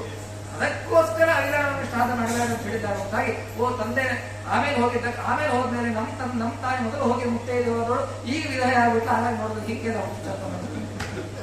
ಯಾಕೆ ಬೇಡ? ಪಕ್ಷದಲ್ಲಿ ತಾಯಿ ಆರಾಧನೆ ಆಗಿ ಹೋಗುದು, ಅದಕ್ಕೆ ಬೇಡ. ಸಿಂಪಲ್ ಉತ್ತರ. ಅದಕ್ಕೆ ಬಾಳೆ ತಲೆ ಕಳಿಸ್ತಾ ಇಲ್ಲ. ಇನ್ನ ತಿರತರ್ಪಣ, ಬ್ರಹ್ಮಯಜ್ಞ ತರ್ಪಣ ಮನೆ ಒಳಗೆ ಕೊಡ್ಬೇಕಾ ಹೊರಗೆ ಕೊಡ್ಬೇಕಾ? ಮನೆ ಒಳಗಡೆನೆ ಕೊಡಬೇಕು. ಎಲ್ಲೂ ದೇವರ ಸನ್ನಿಧಾನದಲ್ಲಿ ಕೊಟ್ಟು ಇನ್ನೂ ವಿಶೇಷವಾಗಿರ್ತಕ್ಕಂಥ ಪುಣ್ಯ. ಅದೇನು ಮನೆ ಹೊರಗೆ ಕೊಡ್ಬೇಕಂತ ಇನ್ನೂ ಹೇಳಿ ಅವಶ್ಯವಾಗಿ ಮನೆಯಲ್ಲಿ ದೇವರ ಮುಂದೆ ಕೊಟ್ಟರೆ ಅನಂತಂ ಬಿಟ್ಟು ಸನ್ನಿಧಾನ. ಯಾವುದೇ ಕಾರಣ ಪರಮಾತ್ಮನ ಸನ್ನಿಧಾನದಲ್ಲಿ ಮಾಡಿದ್ವಿ ಅಂತಂದ್ರೆ ಅನಂತ ಪುಣ್ಯ ಹೇಳಿದ್ದಾರೆ. ಈ ಶ್ರಾದ್ದವನ್ನು ನಾವು ದರ್ಬೆ ಇಟ್ಕೊಂಡು ಮಾಡ್ತೀವ್ರಿ. ಶ್ರಾದ್ದ ಮಾಡ್ಬೇಕಾದ್ರೆ ದರ್ಬೆ ಬ್ರಾಹ್ಮಣಕ್ಕೆ ಸಾಲಿಗ್ರಾಮ ಮಾಡ್ಬೇಕಂತ ಹೇಳಿದ್ದಾರೆ.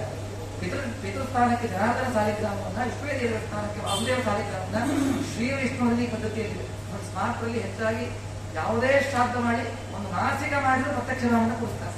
ನಮ್ಮಲ್ಲಿ ಅಷ್ಟೇ ನಾವು ಸೂಸಿಕ ದಕ್ಷಿಣ ಕೊಡೋದಿಲ್ಲ. ದರ್ಬೆ ಬ್ರಾಹ್ಮಣರು ಶ್ರೀ ವೈಷ್ಣವರು ದರ್ಬೆ ಬ್ರಾಹ್ಮಣರನ್ನ ಮಾಡಿದ್ರು ಶಾಲಿಗ್ರಾಮ ಮಾಡಿದ್ರೆ ಶ್ರಾದ್ದವನ್ನೇ ಮಾಡುದು.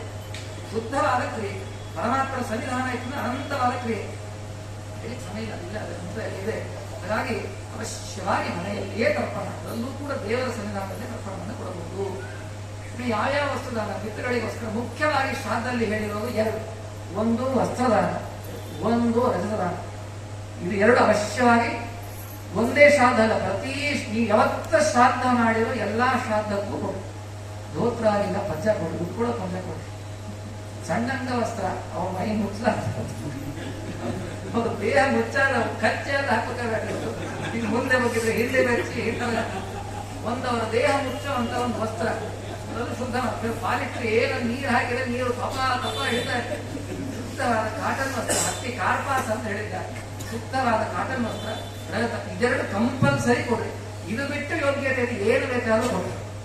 ಬಂಗಾರ ಗೋದ ಅಂದ್ರೆ ಏನ್ ಬೇಕಾದ್ರೂ ಕೊಡ್ರಿ, ಅದೆಲ್ಲ ಕಂಪಲ್ಷನ್ ಇದೆ. ಆದ್ರೆ ಶ್ರಾದ್ದ ಅಂತೇಳಿ ಯಾವತ್ತು ಮಾಡಿದ್ದೀರೋ ಎರಡು ಮಾತ್ರ ಕಂಪಲ್ಷನ್. ಒಂದು ಬೆಳ್ಳಿ, ಒಂದು ವಸ್ತ್ರ, ನಿಮ್ಮ ಯೋಗ್ಯತೆಯಲ್ಲಿರೋ ಕಂಪನಿ ಕಂಪಲ್ಸರಿ.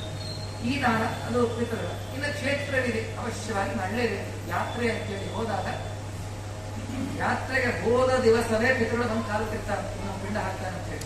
ನೀನು ಇವತ್ತ ಕಾಶಿಗೆ ಹೋಗಿ ನಾಳೆ ಶ್ರಾದ್ದ ಮಾಡೋ ಹಾಗೆ. ಈಗೆಲ್ಲ ಇನ್ನು ಹಳೆ ಕಾಲ ಹೆಂಗ್ ಮಾಡ್ತಿದ್ರು, ಮೊದಲನೇ ದಿವಸ ಹೋಗಿ ತಲೆ ಕ್ಷೌರ ಮಾಡಿಸಿಕೊಂಡು ಉಪವಾಸ ಮಾಡ್ತಾ ಇದ್ರು ಕ್ಷೇತ್ರ. 6ನೇ ದಿವಸ ತೀರ್ಥವಿದೆ, 6ನೇ ದಿವಸ ಅಲ್ಲಿ ನದಿಯ ಪೂಜೆ, 3 ದಿವಸ ಇರ್ತಾ ಇದೆ. 1 ಊರಿಗೆ 3 ದಿವಸ ಅಂದ್ರೆ ಉತ್ತರ ಭಾರತ ಯಾತ್ರೆ 3 ತಿಂಗಳು ಬೇಕು. ಯಾರು ಮಾಡ್ತಾರೆ? ಎಲ್ಲ ಒಂದೇ ದಿವಸ ಮಾಡ್ತಾರೆ. ಹಾಗಿದ್ದಾಗ ಏನ್ ಮಾಡಬೇಕು? ಹೋದ ದಿವಸ ಅವಶ್ಯವಾಗಿ ಶ್ರಾದ್ದ ಕರ್ಮವನ್ನು ಮಾಡಲೇಬೇಕು. ಎಲ್ಲಿವರೆಗೆ? ನೀನು ಮತ್ತೆ 6 ತಿಂಗಳೊಳಗೆ ಇನ್ನೊಂದ್ಸರಿ ಆಗೋರಿಗೆ ಹೋದ ಶ್ರಾದ್ದ ಮಾಡೋ ಕೆಲಸ ಇಲ್ಲ. ಗ್ಯಾರಂಟಿ ಎಲ್ಲಿವರೆಗೆ? 6 ಮಂತ್ಸ್ ವ್ಯಾಲಿಡಿಟಿ. ನೀನು ಬದಲಿಗೆ ಹೋಗಿ ಏಪ್ರಿಲ್ ಬದಲಿಗೆ ಹೋದೆ, ಮತ್ತೆ ನವೆಂಬರಿಗೆ ಹೋದೆ ಅಂತಂದ್ರೆ ಕೆಲಸ ಇಲ್ಲ. ನೀವು ಮುಂದಿನ ಏಪ್ರಿಲ್ ಹೋದಿದ್ರೆ ಮತ್ತೆ ಶ್ರಾದ್ದ ಮಾಡಿದೆ. 181ನೇ ದಿವಸ ಶ್ರಾದ್ದ ಮಾಡಬೇಕು. ಎಲ್ಲೇ ಆಗಲಿ, ರಾಮೇಶ್ವರ ಆಗಲಿ, ತೋಟ ಆಗಲಿ, ಎಲ್ಲೆಲ್ಲಿ ಶ್ರಾದ್ದ ಮಾಡಬೇಕು ಅಂತ ಹೇಳಿ ಹೇಳಿದ್ದಾರೋ 180 ದಿವಸ ತೀರ್ಥ ವಿಧಿಯ ವ್ಯಾಲಿಡಿಟಿ. 180 ದಿವಸ 6 ದಿವಸ ಒಂದು ಮಾಡಬೇಕು. ಇನ್ನ ಕೆಲವರು ನಾವು ಗಯಾ ಶ್ರಾದ್ದ ಮಾಡಿ ಬಂದ್ಬಿಟ್ಟಿವಿ, ಬ್ರಹ್ಮ ಕಪಾಲದಲ್ಲಿ ಪಿತೃಗಳು ಹಾಕಿ ಬಂದ್ಬಿಟ್ಟಿವಿ, ನಾಳೆಯಿಂದ ನಾವು ಶ್ರಾದ್ದದಿಂದ ಮುಕ್ತಾತ್ಸರ ಆಗಿಬಿಟ್ಟಿದ್ದೇವೆ, ಶ್ರಾದ್ದ ಮಾಡೋದೇ ಹೋದ್. ಯಾಕೆ ಹೇಳಿದ್ದಾರೆ? ವಿಶೇಷವಾದ ಶ್ರಾದ್ದ, ಅದು ಪಿತೃಗಳಿಗೆ ವಿಶೇಷ ಮುಕ್ತಿ ಆಗುತ್ತೆ ಅಂತ ಹೊರತಾಗಿ ಅದು ಮಾಡಿ ಬಂದ್ಮೇಲೆ ಈ ಕಾಲಶ್ರಾದ್ದದಿಂದ ಪ್ರತಿ ಸಾಂವತ್ಸರಿಕ ಶ್ರಾದ್ದ ಅನ್ನೋದು ನಿತ್ಯ ವಿಧಿ.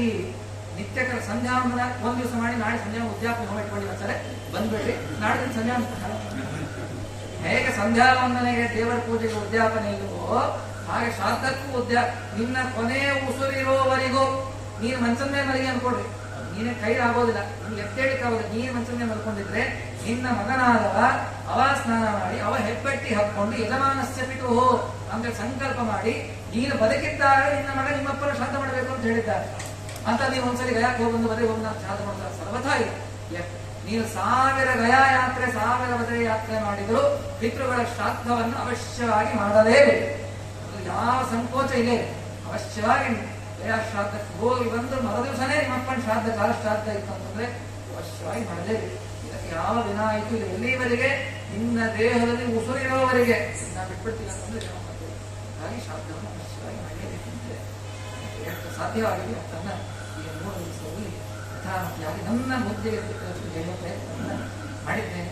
ಆ ಗುರುಗಳ ವಿಧವಾಗಿರ್ತಕ್ಕಂಥ ಸನ್ನಿಧಾನದಲ್ಲಿ ಈ ಶ್ರಾದ್ದ ಯಾಕೆ ಮುಖ್ಯವಾಗಿ ಯಾವ ಕರ್ಮದಿಂದ ನಮಗೆ ಉನ್ನತಿ ಇದೆ, ನಮ್ಮ ಪರಂಪರೆ ಬೆಳಿಬೇಕು, ನಮ್ಮ ವಂಶ ಬೆಳೆಯುವುದೇ ಇದರಿಂದ.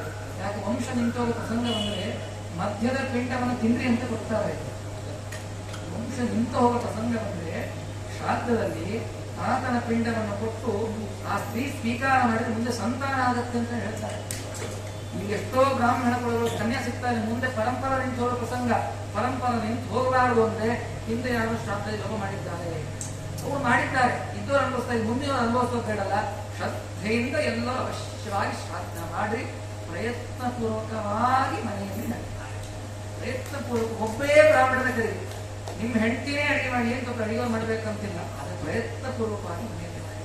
ಅದರ ಪುಣ್ಯ ಹೇಳಿದ್ರೆ ಒಬ್ಬರು ನಾವು ಎಕ್ಸ್ಪ್ರೆಸ್ ಮಾಡಿದ ಎಷ್ಟು ಮಾಡಿದ್ರು ಕಡಿಮೆ, ಮಾಡಿದಾಗ ನಿಮಗೆ ಅದರಿಂದ ಬಂದ ಪುಣ್ಯದ ಏನು ಆನಂದ ನೀವು ಅನುಭವಿಸಿದಾಗ ಗೊತ್ತಾಗುತ್ತೆ. ಆಚಾರ್ಯ ಅದೇ ಪ್ರಯತ್ನ ಪೂರ್ವಕವಾಗಿ ಸಮಸ್ಯೆ ಏನಾಗಿರುತ್ತಂದ್ರೆ ಹೇಳುವ ಆಚಾರ್ಯ ಮೊದಲ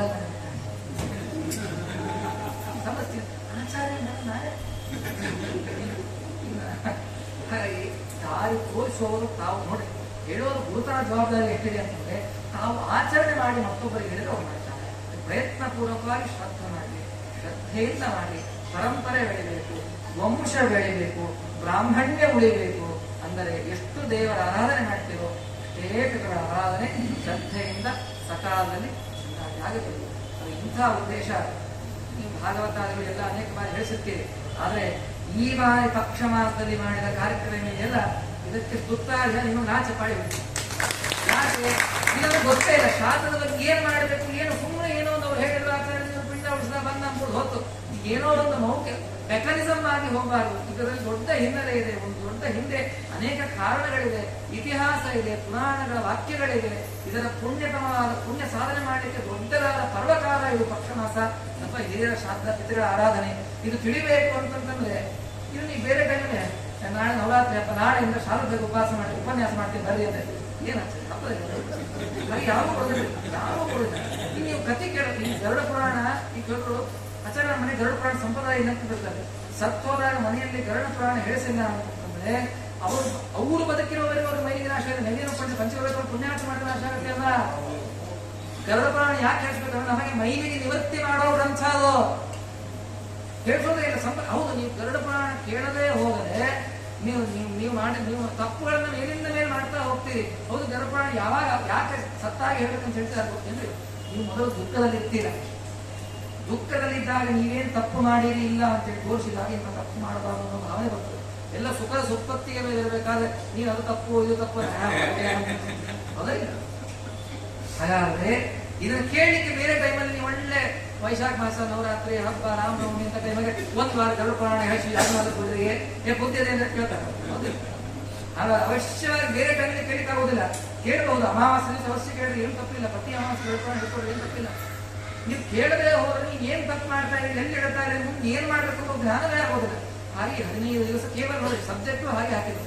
ಮೊದಲನೇ ದಿವಸ ಗರುಡ ಪುರಾಣ ಹಾಕಿದ್ರು, ಕಾಟಕೋಪನಿಷತ್ ಹಾಕಿದ್ರು, ಆಮೇಲೆ ಶ್ರಾದ್ದ ಪರೀಕ್ಷೆ ಹೇಳಿದ್ದಾರೆ. ಒಂದು ಸುಂದರಕಾಂಡ ಬಿಟ್ಟರೆ ಇನ್ನೆಲ್ಲವೂ ಕೂಡ ಶ್ರಾದ್ದದ ವಿಷಯ ವೈಕುಂಠ ವರ್ಣನೆ.